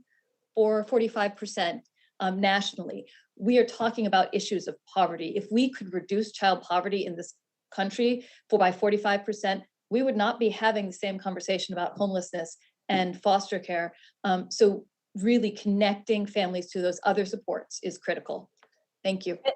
Thanks very much. Mrs. Linda Coates, Head Start's two-generation approach is a uniquely strong model in the education system, and understanding that children's success is dependent on their parents, Head Start invests in parents as well as kids to ensure the entire family is supported. Can you tell us how Head Start's two-generation model supports these problems, and what role do family service workers play in your Head Start program? Sure, thank you for that. So, speaking of the two-generational model, we initially had a requirement that families volunteer, right, in the program so that they could see the benefit of the program. And we have been encouraging families, of course, to obtain employment, become self-sufficient, specifically for families who are experiencing homelessness. One of our initial processes that we undertake with families when they come into our program, enroll in our program, is establishing a family partnership agreement. And that family partnership agreement between our family service workers and our parents is really to help families think through what supports they may need in order to be successful in terms of moving towards self-sufficiency. Sometimes that includes completing their high school diploma. Sometimes it includes going back to school and finishing a degree. Sometimes it's about obtaining new skills so that they can be more employable in a different marketplace. So for us, that is the cornerstone or the bedrock of our intake process, is really figuring out how parents believe we can help them. Thank you very much.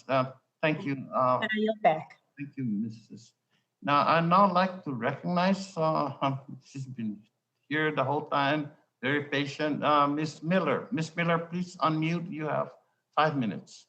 Thank you, Mr. Chairman. And I want to thank the witnesses and my colleagues for entering into this essential civil discourse on this important topic. I also want to address Ms. Hayes' comment that the teachers' unions have been constantly berated by us.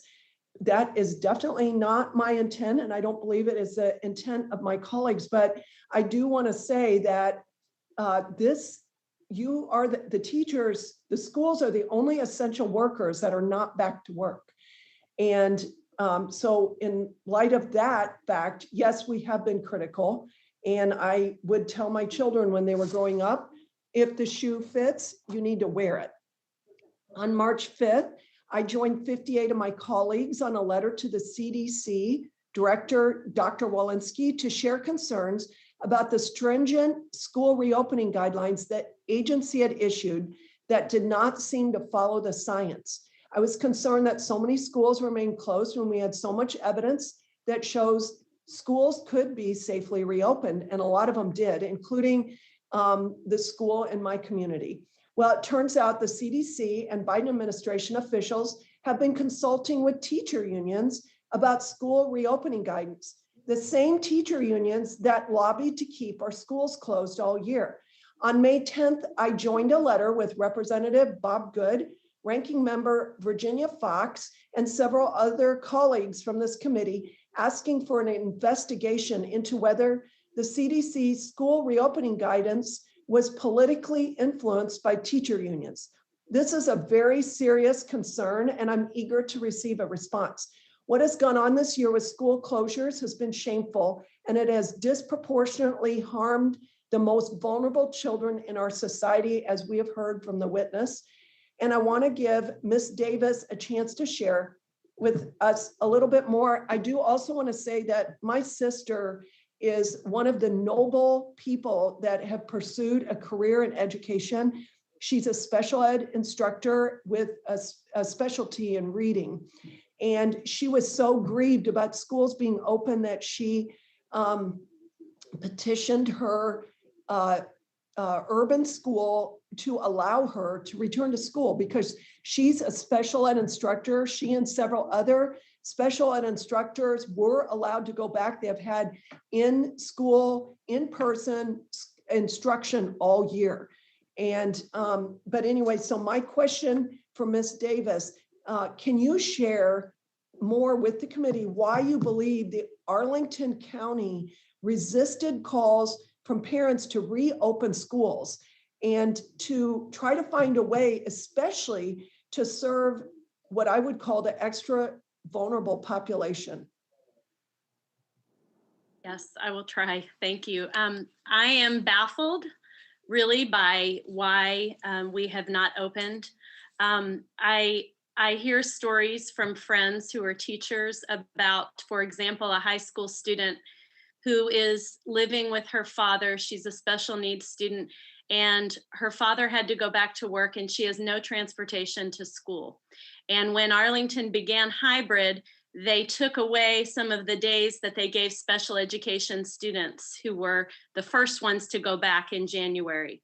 So those special ed students went from 5 days to 2, 3, I'm not sure how many. And this student begged her teachers, emailed them, please let me come back to school. And the problem that the teachers were told was transportation. And I'm baffled when I hear things like, oh, it's a logistical nightmare. Oh, it's too hard. We can't figure out how to make it work. I just think there's a lot of excuses and a lack of creativity, and frankly, a lack of planning. Yes, Arlington is a complicated school district, but so are a lot of districts that are making it work. So I would say a lack of creativity and a lack of planning. Also, I do want to add, you brought it up.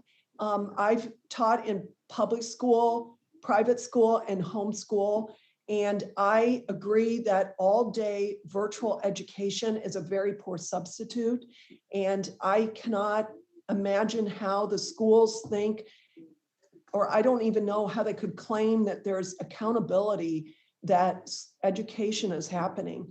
What I've observed for, I have 7 children and a lot of grandchildren and a lot of experience with children and educating them.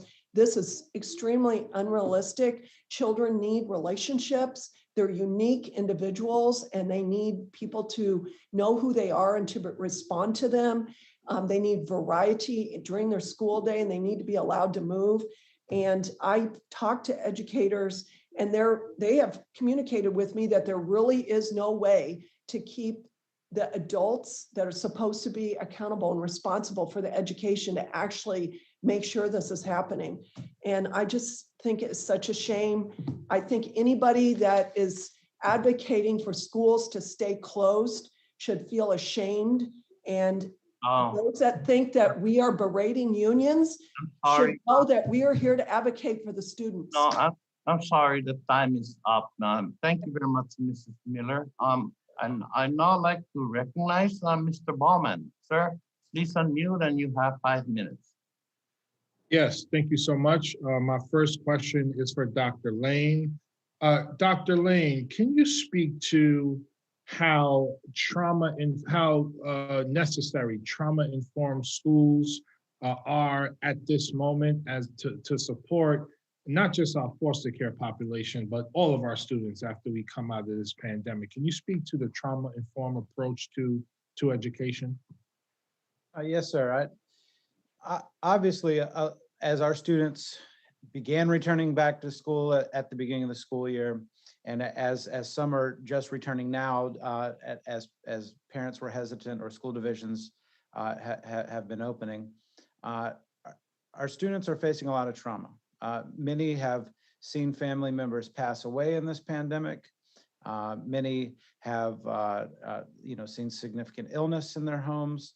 And it's important for our schools to understand the trauma that students are going through and have strategies in place to respond to that trauma, to be able to successfully make sure that student is prepared to learn. We all know, we talk about Maslow's research. Students have to feel like their safety and psychological needs are met before they can learn. And that's what trauma-informed care is about. And so we work diligently in the Commonwealth through our agency to partner with school divisions and provide resources and support to make sure that our students have the wraparound supports necessary to make them successful in our schools. Thank you so much. My next question is for Dr. Linda Coates. Dr. Linda Coates, as a former educator, I've seen firsthand just how difficult it is to nurture the growth of a child, especially when considering the roadblocks to success many foster youth face. Speaking with stakeholders in my district, such as the Good Shepherd Services and other organizations that support foster youth and those experiencing homelessness, the issue of special education became a reoccurring theme of conversation. In particular, I worry about the foster children with special education needs.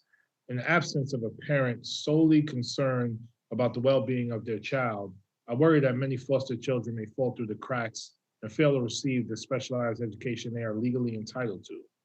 How can we make sure that every foster child receives the individualized education plan they have a right to?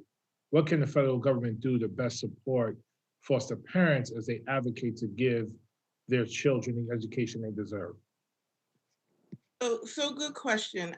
So the first thing is just making sure that the foster agencies are clear about what the IEPs for children who have special needs entails. And a lot of times the information that is in the IEPs that will support children and making sure that they make progress, whether it's during this pandemic or any other time, making sure that all of the stakeholders are clear about what the goals are. That for us is one of our major challenges. And so the first response that we have is making sure that our special needs coordinators who we have on staff are sitting with teachers and family members. And in the case of families who are children who are in foster care and or who are experiencing homelessness, making sure that everyone is clear about what those goals are.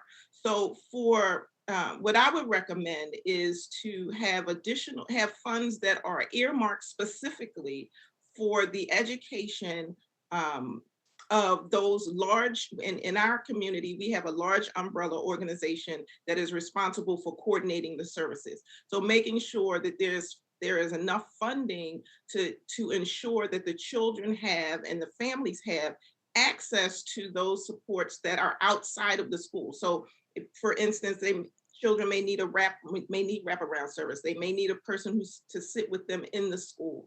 in order for them to be successful during the day, making sure that those supports are available, but also making sure that the stakeholders who are involved in ensuring that those supports are available are educated enough to know what they need to look for. So a lot of times we don't know what we don't know.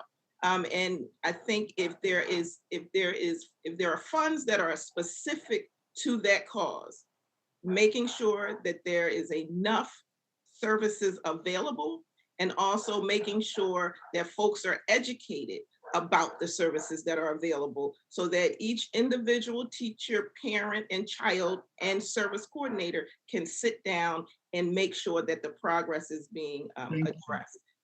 That's what I would recommend. Thank you very much, Mr. Bowman. I'd now like to recognize Ms. Steele. Please unmute and you have 5 minutes. Thank you very much, Chairman Sablon and Ranking Member Owens. Ms. Davis, I want to say thank you to all the witnesses coming out. Ms. Davis, thank you for sharing your testimony with the committee. Your family story is heartbreaking. Your sacrifice and dedication to the foster system is extraordinary. It is sad and unacceptable that school districts across this country turn their backs on our most vulnerable children. You brought up a major concern in your testimony. Many students and family members did not and still do not have access to community support. Many of these families are already facing significant obstacles. Why is having access to in-person learning worth the risk that exists? That's a great question. As I have said before, FaceTime is important. Interpersonal communication is critical. Knowing your students well, and I have to say that the teachers that I come in contact with really are trying hard, but you just cannot use what was supposed to be a stopgap measure, which is an iPad and some Wi-Fi, as the normal way to now teach reading or to teach high-level math. It just doesn't work. And if students are able to come back to the classroom, then teachers can use all the tools in their toolbox and not be limited to just those on a screen. And one example, Ms. Steele, is when you are teaching reading, you are teaching phonemic awareness, which involves you to look at a child's mouth and to see that they are forming the sounds and the letter sounds correctly. And that's very hard to do on a screen. You also engage children in several hands-on activities when you're teaching reading that go over phonics instruction and phonemic awareness and fluency, and you cannot do that on a screen. And it works so much better when you're doing that in person and when you are in small groups and engaging in activities and learning centers. And teachers know that. And so it's, I'm sure, very frustrating. I know very frustrating for the teachers that I've talked to that they can't deliver their best instruction because administration and those who are not in the classroom are dictating, wait, see, let's wait till everything blows over, let's wait till next year. That is one of the most egregious to me, is let's wait till next year, because I have kids in my care and my own children and the others who need services today. They need to learn to read, write, and problem solve today. And to be told, oh, we're going to wait and we'll be our best in August, that's not okay. That's a lot of time, and vulnerable children do not have that time. Yeah, not just vulnerable children, but all the students, because I saw the assessment test result came out, and what a difference between those schools been open since last September and those schools been closed since last year. I mean, we already damaged enough children here, and I think it's time to open up. And we're going to make sure that kids are really looking at that, they are going into the classroom and they're going to learn. And they're not just learning knowledge, but they're learning social skills and others that, more important than ever. And you know what, I really want to do that. So do you feel many families lacked the opportunity to tell their story and express their frustration about their children being left behind? Because since you are testifying today, but a lot of people don't have chance to testify that exactly what's going on with their children.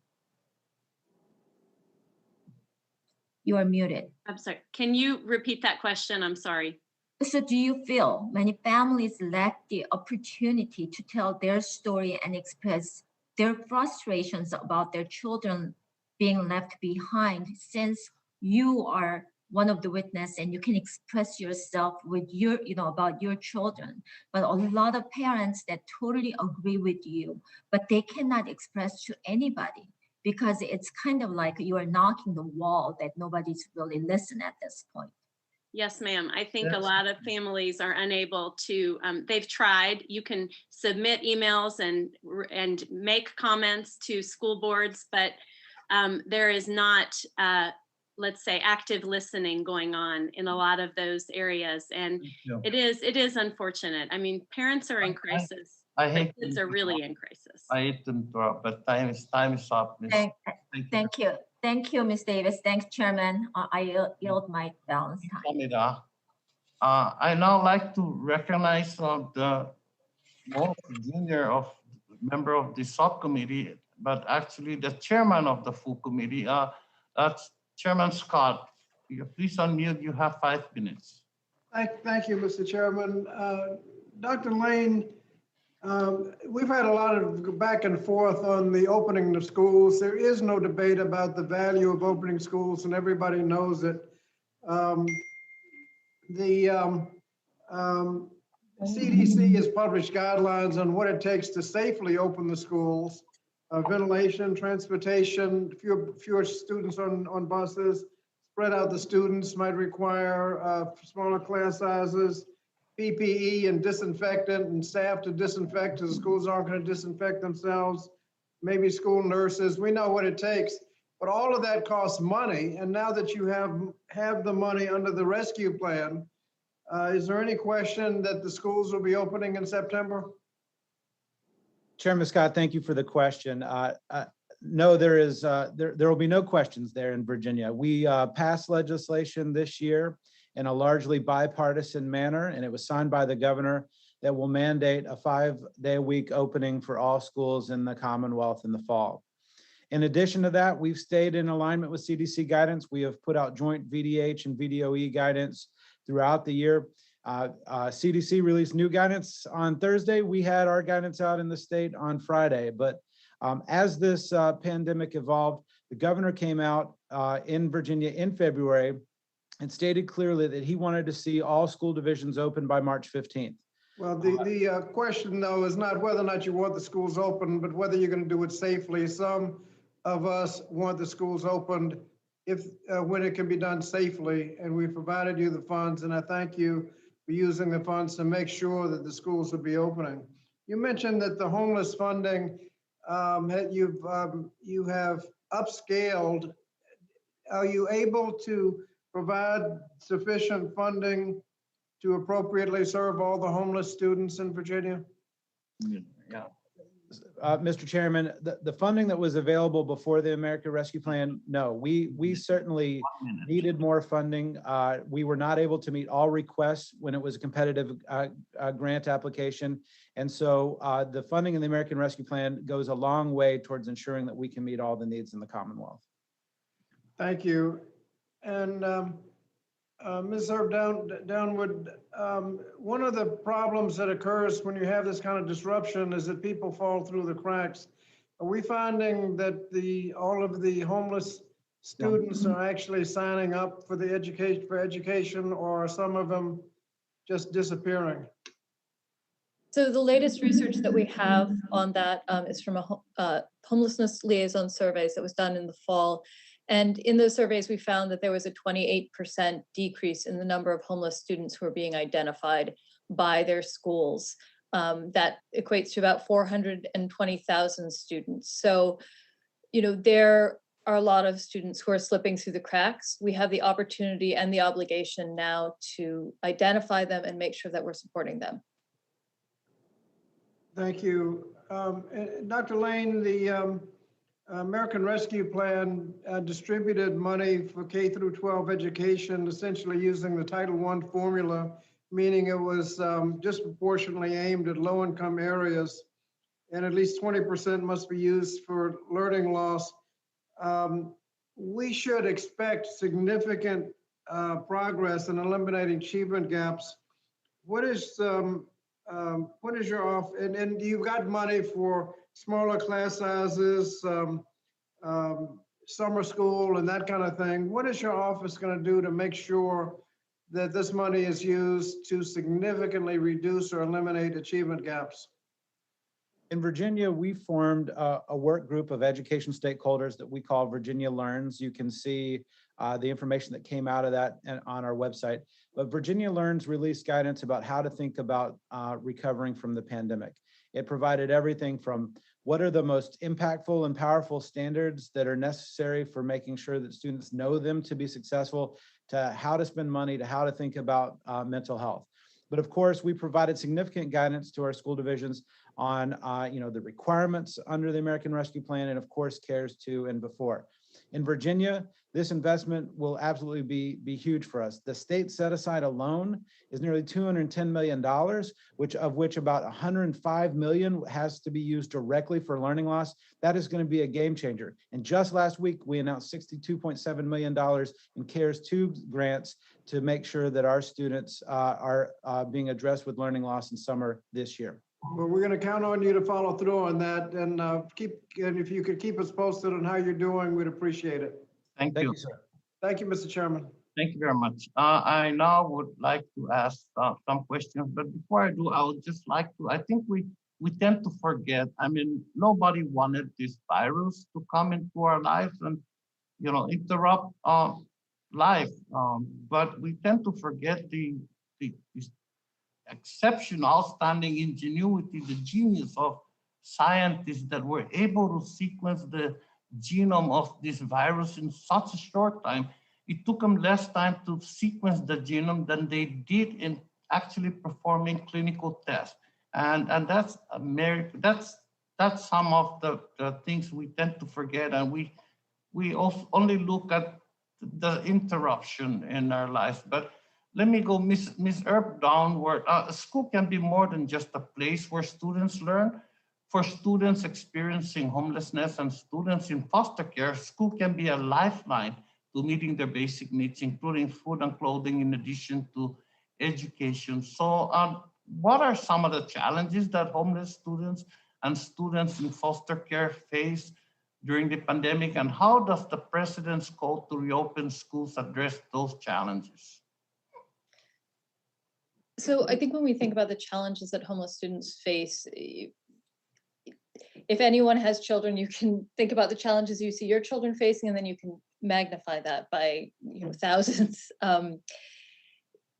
One, in terms of opening schools, the first thing the President's plan done is focus on opening schools safely. We have to open schools. That is critical.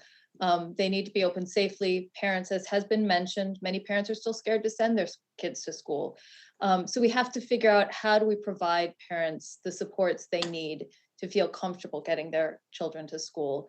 I think the additional pieces there really are ensuring access to transportation, making sure that we are addressing food support needs, in the interim and at school. One thing that I have to go back to what Dr. Lane said, that, before the pandemic, there was not enough funding to meet the needs of homeless students. I'd like to give the example of Detroit, where I work. They have done incredible things to improve their identification system. But, initially they had identified, the Detroit public school system, which serves, 46,000 children, had identified 615 homeless students. Yeah, so just to give you perspective, 16% of students are estimated to be homeless there. So Okay, I do ask, so how does allowing schools to use funds for these purposes help students experiencing homelessness? Just as short an answer as you can. I think it provides flexibility for people to actually focus on meeting the needs of homeless students. People have different needs. All right, so in the short time I have left, Ms. Linda Coates, Congress has appropriated a total of $2 billion in supplemental funding for Head Start programs during the pandemic. So can you please tell us how your program has taken advantage of these funds, and how have those funds been used to support children experiencing homelessness or children in foster care? Yep, thank you. So as I discussed earlier, one of the primary ways we used to keep children connected, and also to provide PPE for those children who were face-to-face. We really did want to make sure that we had spaces available for for families of children who wanted to continue face-to-face. And we have partnerships with our child care agency. So although our district was closed for programming, our child care partners remain open with spaces that serve our families. And we also, again, I wanted to just reiterate, we also spent money to inform the teachers and help the teachers do the best that they can in the digital space for those families who chose to remain digital. Yeah, and I have two of my youngest are actually teachers.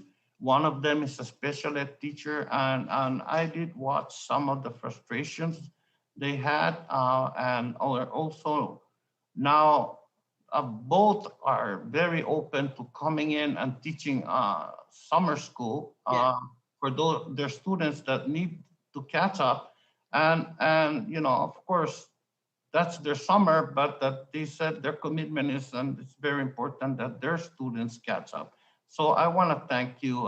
Thank you. My time is just about up, but I'd like to, you know, I want to remind my colleagues that pursuant to committee practice, materials for submission for the hearing record must be submitted to the committee clerk within 14 days following the last day of the hearing. So by close of business on June 2nd, 2021, preferably in Microsoft Word format.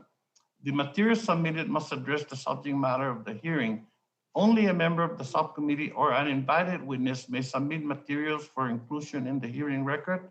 Documents are limited to 50 pages each. Documents longer than 50 pages will be incorporated into the record via an internet link that you must provide to the committee clerk within the requested time frame.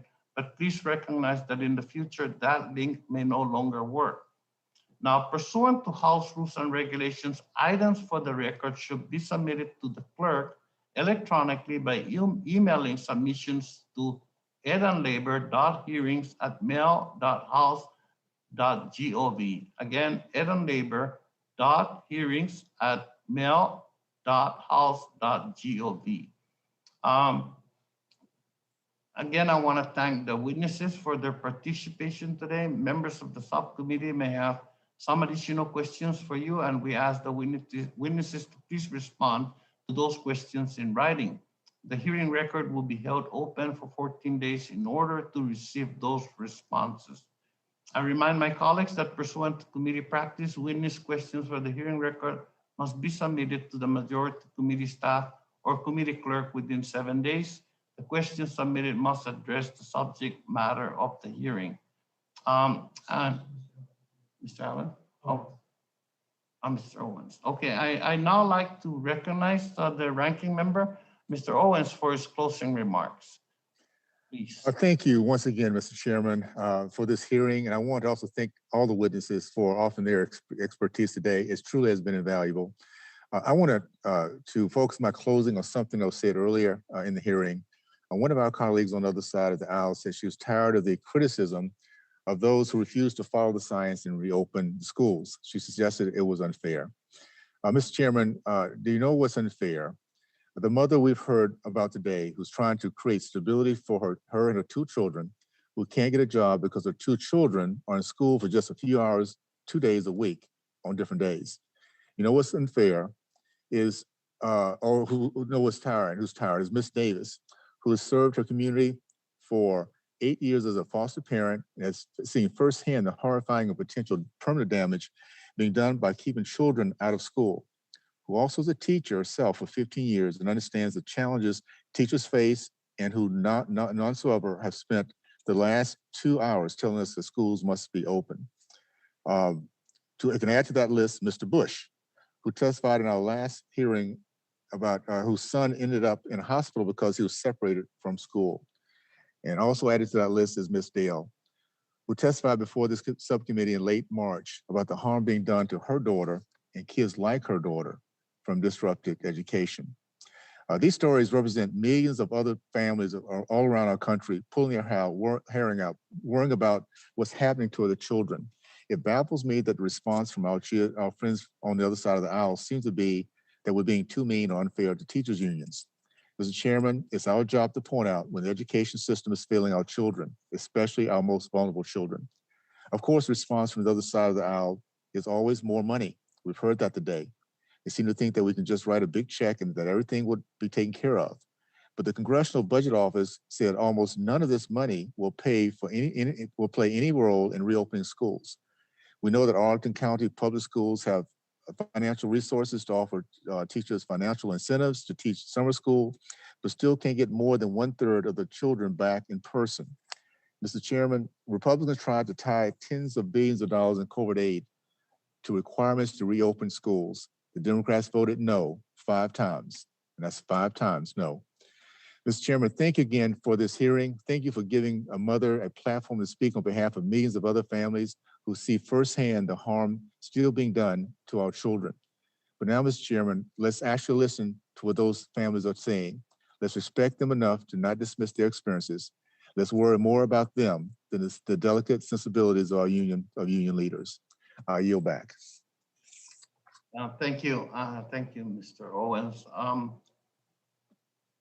I'm going to take the high road here and just thank you again. Thank our witnesses for being with us today. We now have a greater understanding of just how many children are homeless in America, how widespread the problem is. And it happens with or without the COVID, with or without the virus. And so I think the expert testimonies gave this subcommittee a sober assessment of the harmful consequences of this homelessness and of foster care, not only for the educational development of young people, but also for the long-term well-being of our country. The research is clear. Students and children who do not have a stable housing situation, who are removed from their families, must struggle to get the education they need to live independent and fulfilling lives. And that the money that Congress has made available will help these students, these families, with their needs to live independent and fulfilling lives, to grow into good members of our society. Particularly our Black and brown children, children with disabilities, and other historically underserved groups are affected because homelessness and reliance on foster care are manifestations of a larger web of systemic inequities. Congress has made significant investments over the last year to make sure all of America's children can continue their education. And as we confirmed today, these investments have particularly made a difference in the education and lives of children who are homeless or in foster care. Particularly, this money we have made available will give us greater hope and hopefully, almost certainly, make sure that we have schools will open in September. I have to believe, no matter our political affiliations, we can all agree these investments in America's children are worth taking. And I look forward to working with all my colleagues to build on today's discussions and ensure all our children have what they need to reach their full potential. If there is no further business, without objection, the subcommittee stands adjourned. Thank you for all our witnesses again, and thank you for our members for today's insightful hearing. This hearing is adjourned.